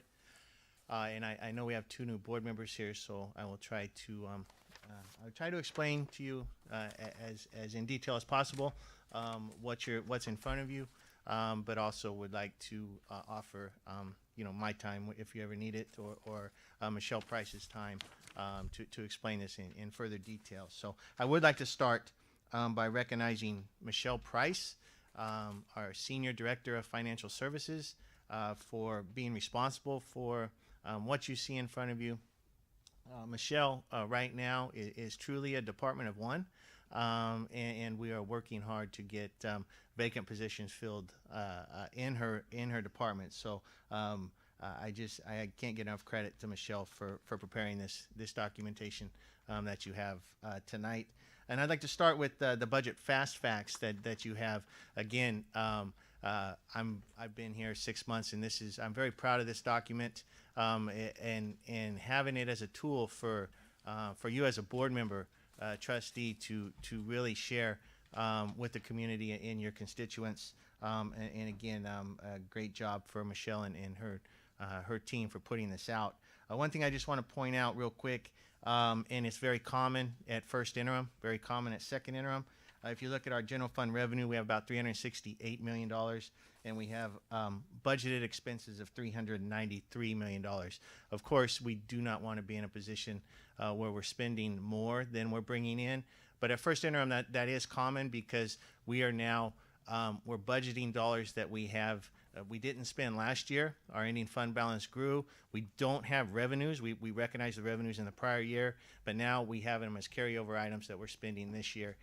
So it's very common at first interim to have a budget that looks upside down like this, but there's a reason for that. So that's just a document that you can share very quickly, a snapshot of our district. First interim is a budget update. What is in the budget update is actual expenses as of October 31st, and then our projection for how we're going to end June 30th. So it is a projection, and it is what is typically called our working budget, because that's our budget at this point in time that we expect to be as of June 30th. It begins in your agenda packet. We have B8-4, and then after that starts what we call the state documents, or the SACS documents. It starts on page 2, and then it goes for 129 pages. So this can be a little overwhelming, not only for experienced board members, but for new board members. There's a lot of information in here in the interim report, and really what we're doing is we're updating our budget as of right now for when it was adopted back in June. And one thing about our district that is a little unique, if you look at item that is numbered page 2 in the SACS documents, you have multiple columns. There's 5 columns there, and it starts with original budget, then board approved operating budget, actuals to date, and projected year totals. The projected year totals is our working budget. That's our estimate at this point in time for how we're going to end the year. Typically, you compare that to the board approved operating budget, and then there's a difference column. For us, they're all zeros. So it looks like we haven't revised our budget at all. But what we do is every month, we bring budget revisions to you. The board approves budget revisions every month, so we're constantly updating our budget. Many districts do that at this point in time, so there's a massive change, but we do that every month. That's why that column E, the difference column, is zeros. We have made changes. Column A, which is the original budget, that's what you approved. That's what you approved back in June for the district. And then column D, that's where we're currently at. So page 28, if you go on through there later on, again, Michelle adds summaries. So she takes the state documents and makes it a little simpler to follow by putting summaries in there. But just keep in mind what you'll have to look at. We haven't broken down into unrestricted, restricted, and combined. So if you want to look at just unrestricted, you got to identify that, or restricted, or combined. That's what we like to look at. Is combined is our total budget, which represents the dollars or the numbers that are in the budget fast facts. So just a little help when you're reading this information as to how to read it and what you're looking at. 129 pages is a lot of documentation. It's a lot of numbers. There's a lot of columns in there. So, but it does tell the story. And then starting on page 65 of that document are other funds. So not only the general fund, we have to bring you all of our other funds as well. So tonight we're gonna talk about the assumptions that we use.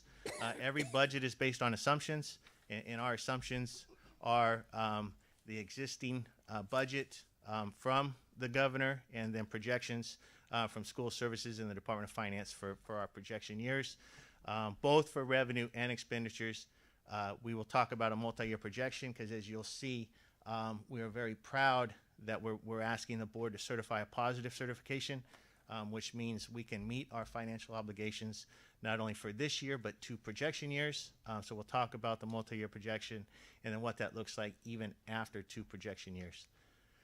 So our general fund revenue, the result of the local control funding formula is really pictured here. 81% of our dollars are generated through the local control funding formula. When this, back in 14-15, when this formula replaced the revenue limit and the categorical program funding formulas, it eliminated state categorical programs. And so the intent of this was to give school boards, local school boards, agencies more control of how they spend their dollars. The intent was we know better how to serve our students than Sacramento. So that's why you see 81% of the dollars coming through the local control funding formula. So our assumptions, not only for this year, but as I talk about, we have to look at projection years. And so you can see 17-18 is actual numbers for COLA, GAP, base increase, and supplemental concentration increase. And then what are we using for our projection years beginning in 18-19? One thing I want to point out is in 17-18, and we'll talk about this more on future slides, is we are 97%, it's estimated to be 97% fully funded through the local control funding formula. And so when you see numbers, when you see gap fundings, 43.19%, that brings us to 97% funding. And you see 66% and 65%. That is not 66% new revenue. That is, I mean, for instance, 18-19 would be 66% of the remaining 3%, and then going down. So by the time we get to 2020-21, we expect to be fully implemented. That's the plan. That was the governor's plan originally. And again, we'll talk about how that may be accelerated in slides later on. So I just wanted to point that out, you know, that when you see the gap funding percentages in the 60%, yeah, that's nice, but we're only talking about 3% of remaining funds over those next 2 or 3 years.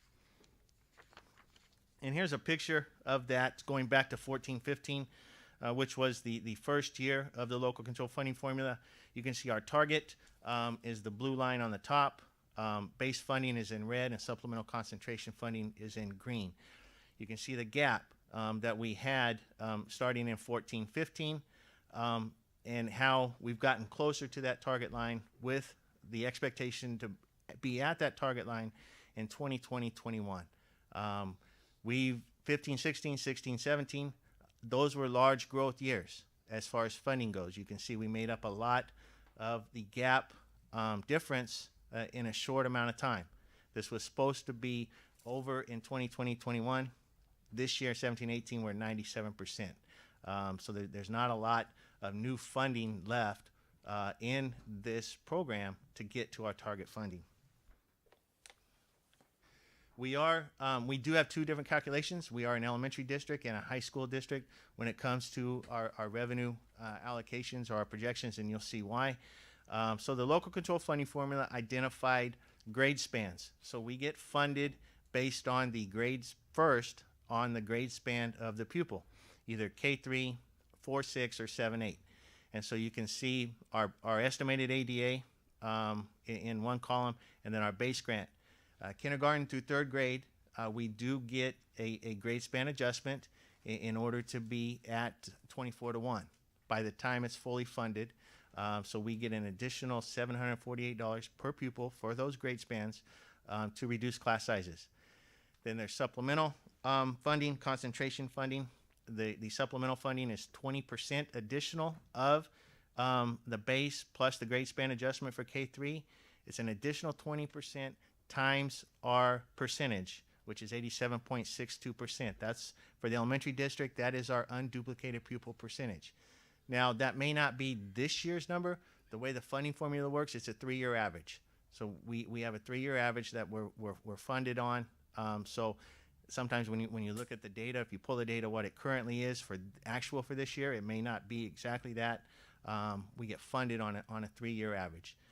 And so you can see how for the elementary side, we get a substantial amount of additional funds for supplemental and concentration purposes. Again, that was a result of the local control funding formula. That was an intent of the local control funding formula and this governor to direct dollars to the students that were identified as the most need. And then we do have some remaining add-ons for the old categorical programs that did not get rolled into the base grant, and transportation and TIG add-ons. So you can see our target for the elementary district is a little bit more than $151 million. So we take, so you see we come up with our target. We have our floor, that's $141 million. That's based on 12-13 data. And so we have a gap of just under $10 million, $9.79 million. This year, we're estimating to be funded 43.19% of the gap. So this year, we have an additional $4 million built into the budget for revenue purposes for the elementary for the elementary local control funding formula. High school, same concept, but a little different numbers. The high school is 912. That's their grade span, and you can see the estimated average daily attendance. Their base grant amount, we do get a grade span adjustment for 912 students. That is for CTE add-ons or CTE programs, and then the supplemental and concentration, the same formulas apply, but we have a much smaller identified unduplicated pupil percentage on the high school side. 3-year rolling average of just above 65%. So we have the concentration column. We get 50% additional funds for anything over 55% in our unduplicated pupil count. So compare that 65% to the elementary district, which was 87%, much larger concentration revenue available on the elementary side than the high school because it's a different student population. Same calculation here to determine the target and the floor, the gap difference. So on the high school side, we're recognizing about another $4.4 million this year that was added to the budget for gap funding. Revenue assumptions other than the local control funding formula. If you probably think back to May and June, the one-time mandate funding was in, it was out, it was maybe, and then we finally, when the governor signed the budget, we were very happy to get, again, one-time mandate funding, $147 per average daily attendance. This makes, I believe, the 4th year now where we're receiving one-time mandate funds. That gives the impression that, is it really one time or is it ongoing? But it is one time.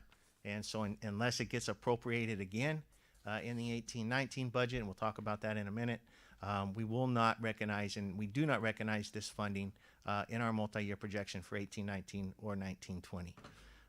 We have some deferred revenue and carryover. I talked about it earlier. Implementation of GASB 68. This is one of those accounting things that I think has job security for certain accountants. But we have to recognize our Modesto City Schools part of the pension liability. And so we have to adjust our budget. We do not do this at adoption. We do it at first interim. This is our percentage based on our payroll of the state pension liability. So we have to recognize revenue, and you'll see when we get to the expenditure screen, we also recognize the expenditures. It's a net zero. Whatever the expenditure is, we put in the exact revenue adjustment for that. We just have to explain it. We have to explain to you, why is our revenue going up right now from June? And that's because of GASB 68, and that is our pension liability, what we have to recognize on our books for our portion of the state pension liability. We have increases to federal Title I and ACES, California Partnership, TUPE grants, and one-time Microsoft voucher, and then Johansson High School fire insurance claim reimbursement. So those are all revenue that we did not know back in June that we now have in the budget. So here's our expenditures, and you can see, again, it's very common that the 3 largest pieces of this pie are for people. Certificated salaries, classified salaries, and benefits. That's 78% of our general fund makes up the cost for our people. It takes people to educate people, so clearly, I mean, this is the way it's going to be.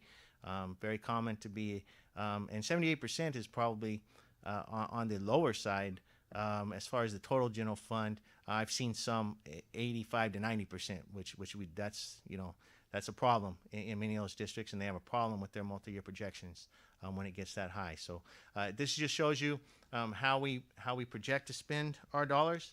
And now getting to some expenditure assumptions, not only for this year, but for the multi-year projection. This is no secret. It's no secret to you. It's no secret to administration. It's no secret to labor. I mean, this is a problem for us, how we're going to pay for the school districts in the state of California have been tasked with the burden of paying more pension expenses to cover the state's pension liability. This is not what I was talking about earlier. This is not just recognizing our amount. These are actual expenses. Our expenses for STRS and PERS are going up, and they have gone up, and they're going to keep going up.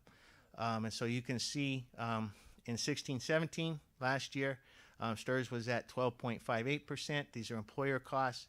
PERS was at 13.88%. This year in the budget, it's now 14.43 for STRS and 15.531 for PERS. That's an increase of $3.7 million. That's an unfunded mandate. So that comes from back on the other screens when we talked about our gap funding. This comes right off the top of our gap funding. I mean, that's something that you guys didn't ask for this, the employees didn't ask for this, we didn't ask for this, but this was put on us, and there's nothing we can do about it. And you can see how it goes up every year. It goes up to 16.28 in 18-19, 18.1 for PERS, 18.13, 19-20, and 20.8 for PERS in 19-20. The reason we stop at 19-20 is because that is the second year of our multi-year projection. We have going out farther, and you'll see on a future slide, but this is just to show you the immediate impact that we have in the two projection years and how it goes up and how it eats away into any future revenue increases that we have. And here you see, this is STRS going back to 2013-14 when it was 8.25%. And you can see if we took that 8.25% and just accounted for normal increases in salaries, that would be the red line going across. So there would be just on the normal, it would go up as our salaries go up, as we add personnel. But you can see it goes up at a manageable rate. It's a fairly flat line. So starting in 14-15 and going forward, this is where the governor put and Sacramento put on school districts and school boards the increased cost. And so anything above that red line are costs, just again based on the norm, that have been added because we now have to pay a greater percentage over and above the 8.25% that for years and years and years, that's what we paid. That was the employer's portion for STRS. Same thing for PERS. And you can see how, again, just accounting for 13-14 salaries, increases on the norm, step and columns, salary increases, personnel increases. You would expect a trend line to go up, although it's manageable to go up, but anything above that are costs that come. And the only way to fund this, there's no funding. The governor has not given us any new funding other than the local control funding formula. He even said in one of his budget signings that he has provided enough dollars through the local control funding formula for school districts to manage this. I would argue that what we have gotten is dollars that were taken away from us 5, 6, 7 years ago when we had deficits and we weren't receiving all of our allocation. What we're getting back through the gap funding is really putting us back to an 07, 08, 08, 09 level. That's what they're doing. And so, which is good. We're very fortunate that we're in a time when we're now talking about being fully funded, but it's only being fully funded at the 07, 08 levels. Just to be clear on that. And these costs, anything above that red line, are additional costs that we have to deal with. And then this is kind of just another example. If you go back to slide 4, that was our revenue increases. And so you can see our base funding increases. And then how does that compare with the pension reform increase, the expenses? And starting in 1920, we're not receiving enough new revenue based on projections just to account for the increased cost for STRS and PERS. So that's why many districts right now, as they're presenting their first interims to the board, are not in a positive certification like we are. They're qualified because starting in 1920, when the revenue starts to slow down, 1920, That would be, sorry, 2019, 2020. The revenue, now these are projections. These are projections at this point in time, but the revenues are projected to slow down below a level of our automatic pension increases. So that's a concern. That's a concern to ours as well. So other expenditure assumptions that we have, budget savings of $12 million are incorporated in the current and subsequent 2 years. These are dollars that we recaptured at a time while the budget was being built in order to allow for the salary settlements for the bargaining units. So those are now captured in the out years in order for us to be able to have the dollars in our budget to afford the salary settlements that we have. Again, implementation of GASB 68. We had to increase our revenue, so we have to increase our expenditures. It's the exact same transaction, but we're just showing it here. Implementation of collective bargaining agreement settlements. Those are now reflected in our budget. This is a concern, first month enrollment adjustments. And as you know, the elementary has declined this year. And so now we have to project that lower enrollment going forward. Our ADA has been adjusted, and so we've reduced our revenue in the years 18, 19, and 19, 20 based on the current enrollment numbers in the 17, 18 year. Multi-year projections. Again, we have the annual budget savings that we have reflected. We have step and column costs. These are just built-in automatic costs for employees that get automatic step and column adjustments. It's about 1.5% a year for us. Additional salary impact from the mid-year 1% increase effective 1/1/08. So the final 1% is going into effect on January 1, and that is reflected in our multi-year projection as well. So our fund balance, obviously, this is what we watch. And we get accused a lot of times of protecting this too much. And as you can see in 16-17, we had an unassigned balance of $58 million, $58.6 million. That represented about 22.6% of our budget. Yeah, that's a high. That's a high amount. And then you can see, though, while it appears it's a high amount, how based on our current revenue assumptions and our current expenditure assumptions, where that goes at the end of 2019, 2020, our unassigned balance is just over $3 million or 1.18%. So you can see what happens when you rely on one-time revenues that go away in the projection years, and we have ongoing expenses. Those ongoing expenses continue. So again, that's a concern of ours. However, we are positive at the end of 1920, which is why we can suggest a positive certification at this time. Though, I mean, if we carry that out, and again, these are only built on assumptions we know today. That's going to change in January when the governor releases his projection for next year. So based on what we know today, if nothing changed, we would carry out our revenue assumptions and our expenditure assumptions. You could see we would be making some adjustments because 2020, 21 that can't happen.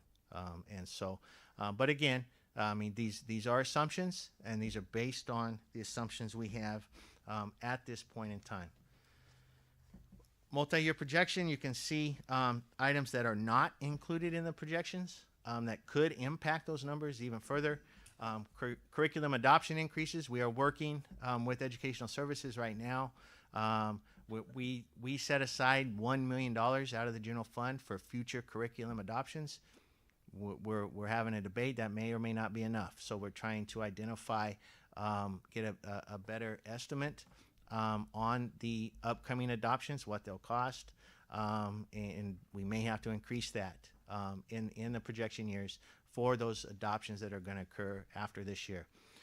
Facility improvements per the facility needs assessment report. We'll be talking about that tomorrow.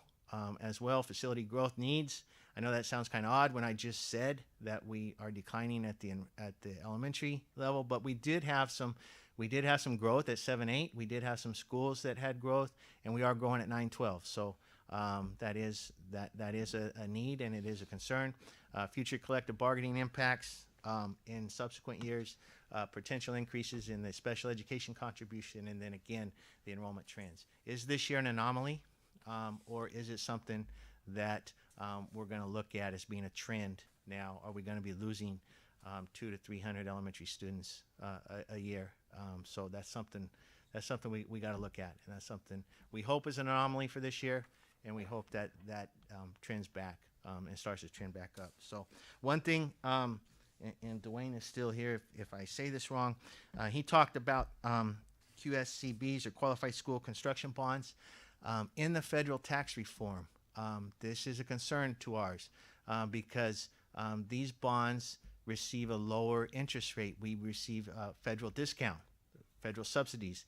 We pay a lower interest rate as a public agency. That is set to go away. That is, they're talking about, or in the Senate plan, that is being eliminated. That's about $900,000 a year we get. So our payment would go up by $900,000 a year. That's not on this slide. Obviously, we're watching that. That is a concern of us because if the federal tax reform plan is approved as is, that puts the burden back on us, and so that is a concern. But I do like to end on positive notes, and I heard from the Legislative Analyst's Office, and we all know that, or we hear that the economy is doing rather well at the moment.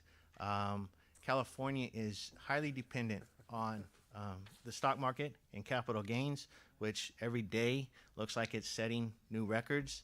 And so there's a belief that there will be additional revenues available to the governor when he sits down to pencil out his state budget for 18-19, and in particular education.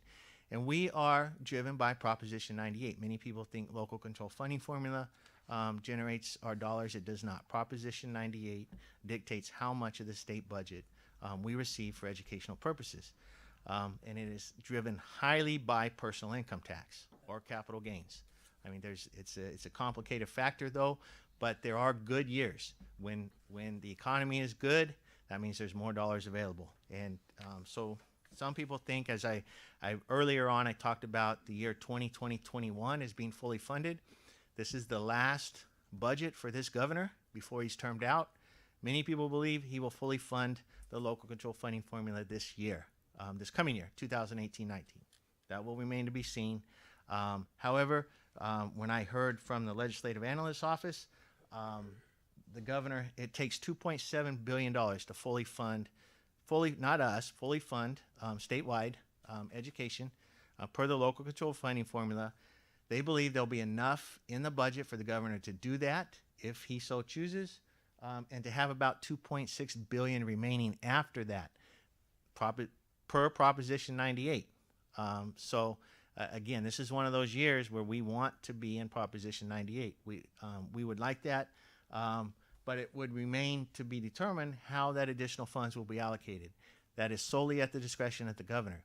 It could be a base increase for the local control funding formula. It could be a special education increase. There's a lot of talk about does special education need to be in the local control funding formula. CTE grants are set to expire. They could extend those. I mean, they could do a lot with an additional $2.6 billion above what it would take to fully fund the local control funding formula. School Services just sent out a bulletin today and says, however, the budget is at the sole discretion of the governor. The governor will alone decide how much revenue he will recognize. So the Legislative Analyst's Office is saying that there's a potential for more revenue. We found this governor to be highly conservative in his revenue estimates, which is a good thing. He does have the statewide deficit and debts under some control, which is why we've been able to see one-time money over the last few years. The governor likes to be conservative in his estimates, and then when the economy does better, there's more dollars available to allocate, and he allocates them in one-time funds. Again, as I said earlier, many districts are now facing leaner years. The large increases we've been very fortunate to have for the last 3 years are set to go away if 18-19 truly is a year they fully fund. After that, we're looking at increases in the 2.5% range, which is what we all know happened probably 10 to 15 years ago. So again, at a time when just our pension costs alone are far exceeding the 1 to 2.5% increases that we're going to see on the revenue side. Also, part of your packet, we have what's called criteria and standards. So what that does is it shows areas that are outside of certain ranges from when we adopted the budget to now.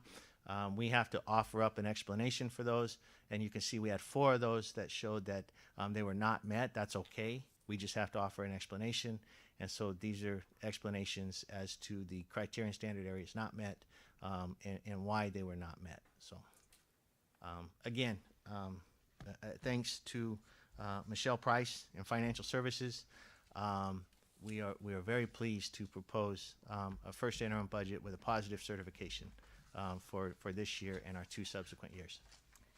Thank you, Mr. Zierli. Are there any questions from the board? I'm looking for lights. All right, Trustee Walker. Thank you for talking with me on Friday briefly. Let's see if I can get to where we want to be here. I think a lot of my questions will be paired up, with President Newman. We have at some point in the near future a budget sort of work group, and I think that's the place to take a lot of these questions in the weeds. Revenue assumptions, I want to cover one thing to make sure I understand correctly, because this is a change in recent years. When they talk about one-time mandate funding based on ADA, that used to be one-time funding. Now that's considered one-time funding and reimbursement for any mandates they did not compensate us for. Is that a correct assumption? Yeah, what happened during years of deficits and deferrals, the state, we have to do certain things. We have to collectively bargain. There's certain things we have to do, and we received what was called mandate reimbursements for that. The state said we can't afford the mandate reimbursements, but legally they're required Correct. to have this credit card debt that kept going and going and going to owe us back at some point. So what the governor did probably 3 years ago is he established one-time funds. These are additional funds that, yes, they're tying it to the outstanding mandate block grant. So not necessarily for us, but that debt that started at however many millions of dollars is being reduced every year by these one-time funds that are given to school districts. So anything that we had outstanding probably prior to 13-14, those are being wiped away. That is correct. But we're not allowed to file for mandate reimbursement anymore. It's folded into this once-a-year grant thing. No, If that's what we wanna call not it. true. I mean, there are. Okay. We are participating in what's called a mandate block grant, and so we get that's separate from this. That we get we apply for and get per pupil money called the mandate block grant, but that still didn't when the state did that still didn't alleviate this debt, this wall of debt Correct. that you hear, and there are actually new mandates that have been added that are outside that mandate block grant that we have to now file for in hopes of at some point down the line getting future funding. Now, keep in mind this governor's termed out, so a new governor may look differently on this, but we are participating in the mandate block grant, which is not the one-time funds. That's an annual appropriation that we receive. We get one-time funds for this backlog of outstanding debt. And there are new mandates that have been added outside of the block grant that we have to file for in hopes of someday getting reimbursed. And then the scariest number here, When we look at the fund balance unrestricted going out 3 years, and you pointed this out, and I think it's quite good to point out to the public. One is that LCAP, LCFF, doesn't do anything, if I understand it. I think me and you have discussed this. Takes us back to 7, 8, 9 funding, period. There was no add on here. We did not increase funding. We're just going back to where they were before they started cutting us prior to the Great Recession without adding in a single amount of the extra-additional costs that we're looking at in this budget. And I appreciate you pointing that out. But that's essentially, plus inflation, when we're fully funded, we're just back to 8, 9. And that's a correct perception. That is, we're back to 8-9 levels, adjusted for inflation, yes. So we're no better off at it fully funded as if nothing ever happened anyway. Not counting the additional PERS and STIRS costs that are coming at us like a freight train. Correct. And I think the description of that when I was in San Diego, I won't use their word. Cataclysmic is a mellowed version. Because I think when you look at this out year $3 million number, not to agitate, but last month when I stood up here and we talked about the cost of computers, that was the $3 million spend. There's $3 million left in this right-hand column. That didn't come out of this column, but that's all that's left in this column going out 3 years, and it makes me extraordinarily nervous. And I think when you look at the trend line picture you put up, and I think that you look at decreasing money coming in from the state, and correct me if I'm wrong in how I perceive this, any increase in funding right now that we get in is going towards PERS and STIRS. Literally going out at 19, 20, 21, 22. Every single dollar coming in on any increase, which is not there yet, and we're banking on what is it, Bon Jovi on a prayer, that it's going to that category and nothing else. Is that fair? Is where at least that's where my mind should be? It's fair to say that, yes, it goes to that category first. Yes, that is fair. I mean, based on the correct the picture increases that are there. Some would argue that's a cost of doing business, but I mean that's a cost of doing business that we didn't have before. Well, I work with Trustee President Newman to sort of put together what I think we wanted in that board report that sort of does the breakdown that gets us in the weeds of some of these deeper issues, which this isn't the place for, and come back to you with that. But I think our question answer highlights what I think should be every single person in this room's concern, is that we are on a razor's edge, and whatever comes in next is already spent out 4 years. Any other questions from the board? All right, other questions or comments from the public? All right, seeing none, back to the board for comment.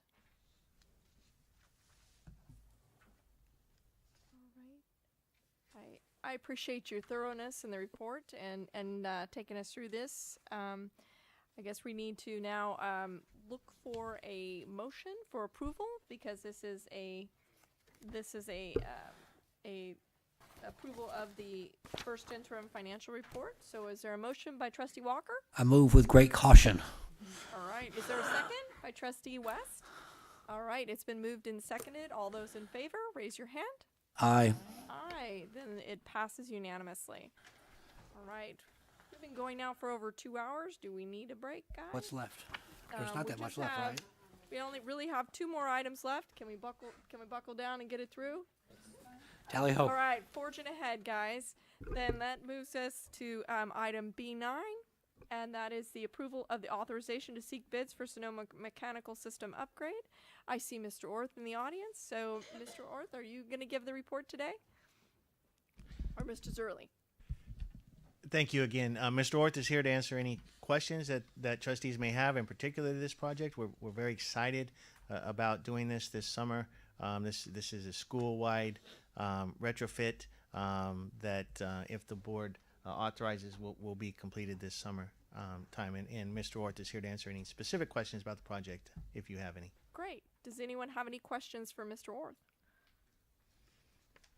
All right. Seeing none. Are there any comments from the public? Seeing none. Back to the board for a comment.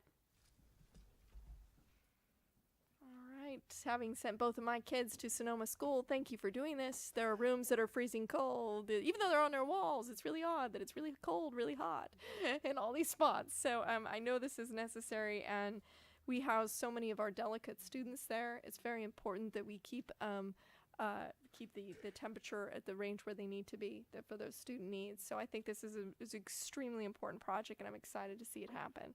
So is there a motion for approval? So moved by Trustee Brown, seconded by Trustee Grembo. All those in favor? Aye. The motion passes unanimously. This takes us on to item B10. This is the approval of the employment agreement for interim superintendent services between the Board of Education and Craig Ridquist. Effective January 16th, 2018 through June 30th, 2018. There's a slight modification on that date to January 13th. And I understand there's been copies of the contract that are available in the back. Is that true? Yes. Okay.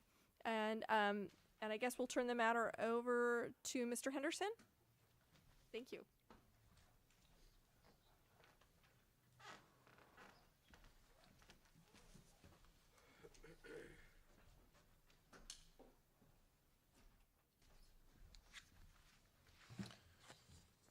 So those make their way around. Good evening, trustees. I'm glad to be here to present for your approval the employment agreement for interim superintendent services between the Board of Education and Craig Ridquist, effective, as you mentioned, January 13th, 2018 through June 30th, 2018. And as stated in the agenda item, prior to taking final action, the board will receive a verbal report summarizing the compensation of benefits during open session pursuant to government code. And that will be the purpose that I'll be serving here shortly. And those contract copies are coming around. There's also others on the small table over here. Tonight, the board is considering the recommended approval of an employment agreement between interim superintendent Craig Ridquist and the Board of Trustees. Government Code Section 54953 states in pertinent part, quote, prior to taking final action, a legislative body shall orally report a summary of a recommendation for a final action on the salary schedules, and compensation paid in the form of fringe benefits of a local agency executive as defined in subdivision D of section 3511.1 during the open meeting in which the final action is to be taken. As a result, I'm providing you with the verbal summary of the employment agreement. The agreement presented tonight is for the dates of January 13th, 2018 through June 30th, 2018. The agreement reflects an annual base salary of $205,017 plus longevity and advanced degree compensation paid to other managers in the district for an ongoing total of $215,951. The annual base salary is based on a work year of 222 days. For the period of January 13th, 2018 to June 30th, 2018, the interim superintendent shall perform 107 days, and the annual base salary shall be prorated.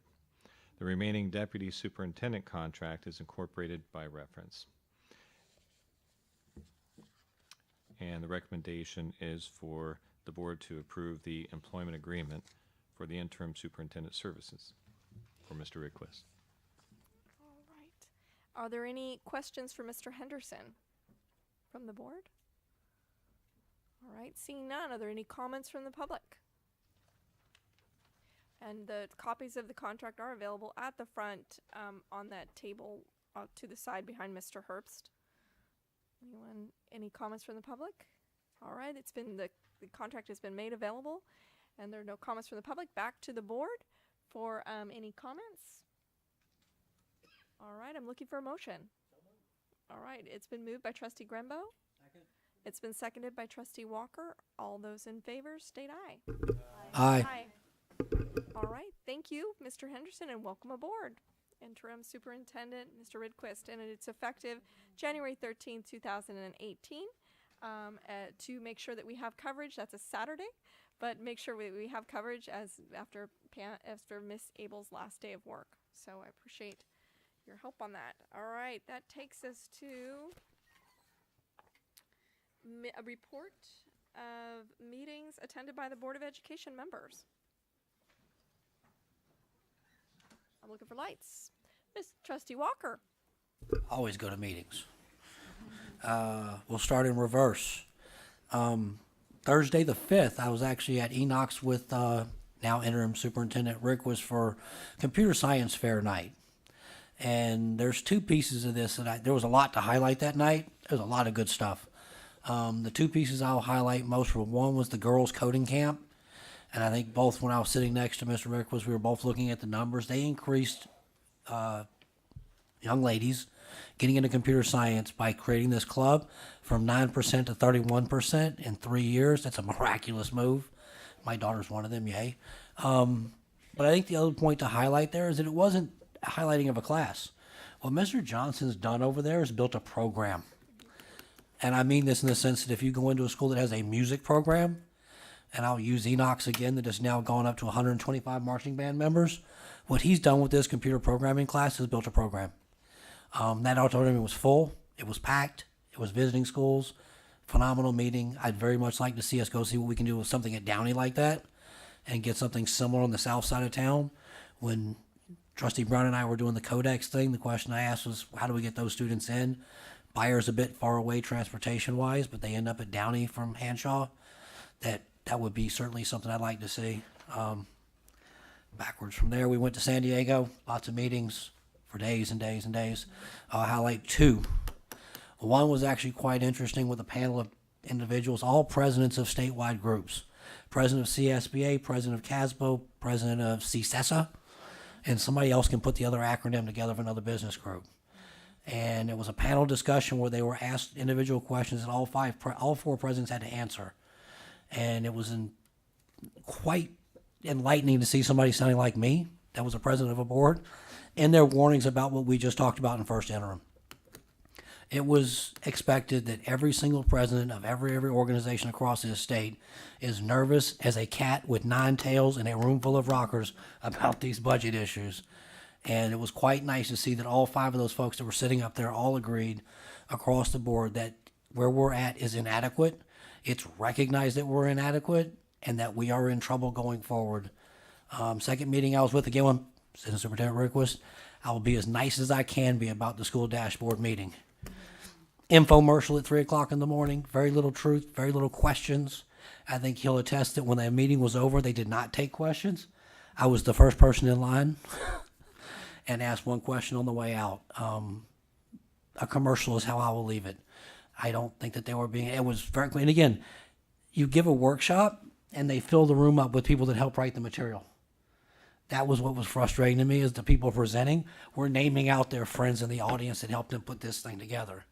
And it was more of a glory high five fest versus a actual meeting, and leave it at commercial. And the last thing I did was the previous Tuesday after our board meeting, attend the history committee meeting, and I'll leave that at that. If you're frustrated, don't talk about it. All right, anyone else? Trustee Marks. I just appreciate the just you allowing us to attend the conference, CSBA conference, and be able to go to workshops. I went to one on social emotional health of students of just of students, actually all kinds of students, and just the woman came from Princeton, and she was had a doctorate, and I don't remember her degree, but it was really helpful because she had us go around the room and share our interpretation of some sayings or and how different it is for all of us coming from different backgrounds, how we interpret information differently. And so it was helpful for me. I brought I had a friend come with me, and she's anyway, and she enlightened me as well because she comes from a different culture than I do, and so it helped me understand things even from another perspective. So it was really helpful on so many in so many ways. And then I also had responsibilities as past president of CSBA to attend as a delegate. I'm a delegate at large to attend delegate assembly. And in that, we elected our new leaders for the year, and many of you got to see them on the stage. So we elected 2 new leaders because someone had to leave midterm. It was unfortunate, but it happened.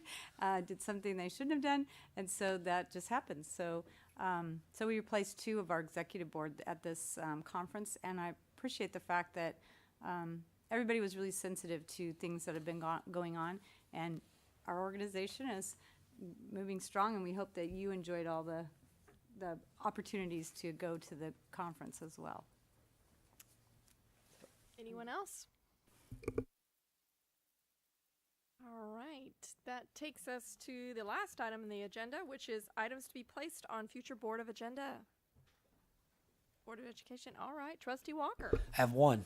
Actually, it's sort of a handoff here. And I've been asked by Mr. McGill why we didn't immediately pick up the Students Equity Subcommittee meetings this year. One, it was an election year with trustee areas. Ricky was running for office, and I didn't feel like that was exactly, and as well as Trustee Marks. What I would like to do is I'll send the request out via email to hand this off to Trustee Marks, and I would like to recommend that Trustee Lopez, who is on the south side of town where I think that issue is at highlight, be made to be put on the Student Equity Subcommittee with Trustee Marks. And I think there's 2 benefits there. One, it recognizes that part of the neighborhood and part of the city. And 2, as somebody who came in new, I got to mentor under Trustee Marks, and I think that's quite valuable also, is to spend time with somebody who's been a board member for a while when you're new. And I'm going to go do some other stuff, but I think that's a good way to start out and bring Trustee Lopez in, move that committee forward. I'll step back, work with Trustee Newman on budget issues and a couple of other issues I'm going to take interest in. All right, so do you have an agenda item to? Email it. Okay, great. Anyone else? Anyone else? All right, seeing none. Then, having heard all the action items, and thank you staff, thank you members of the public for coming tonight, and thank you Superintendent Abel. As your last board meeting, so this concludes the meeting. I'd like to, do I hear a motion to adjourn? I move adjournment. It's been moved by Trustee Marks and seconded by Trustee Walker. All those in favor? Aye. The meeting's adjourned.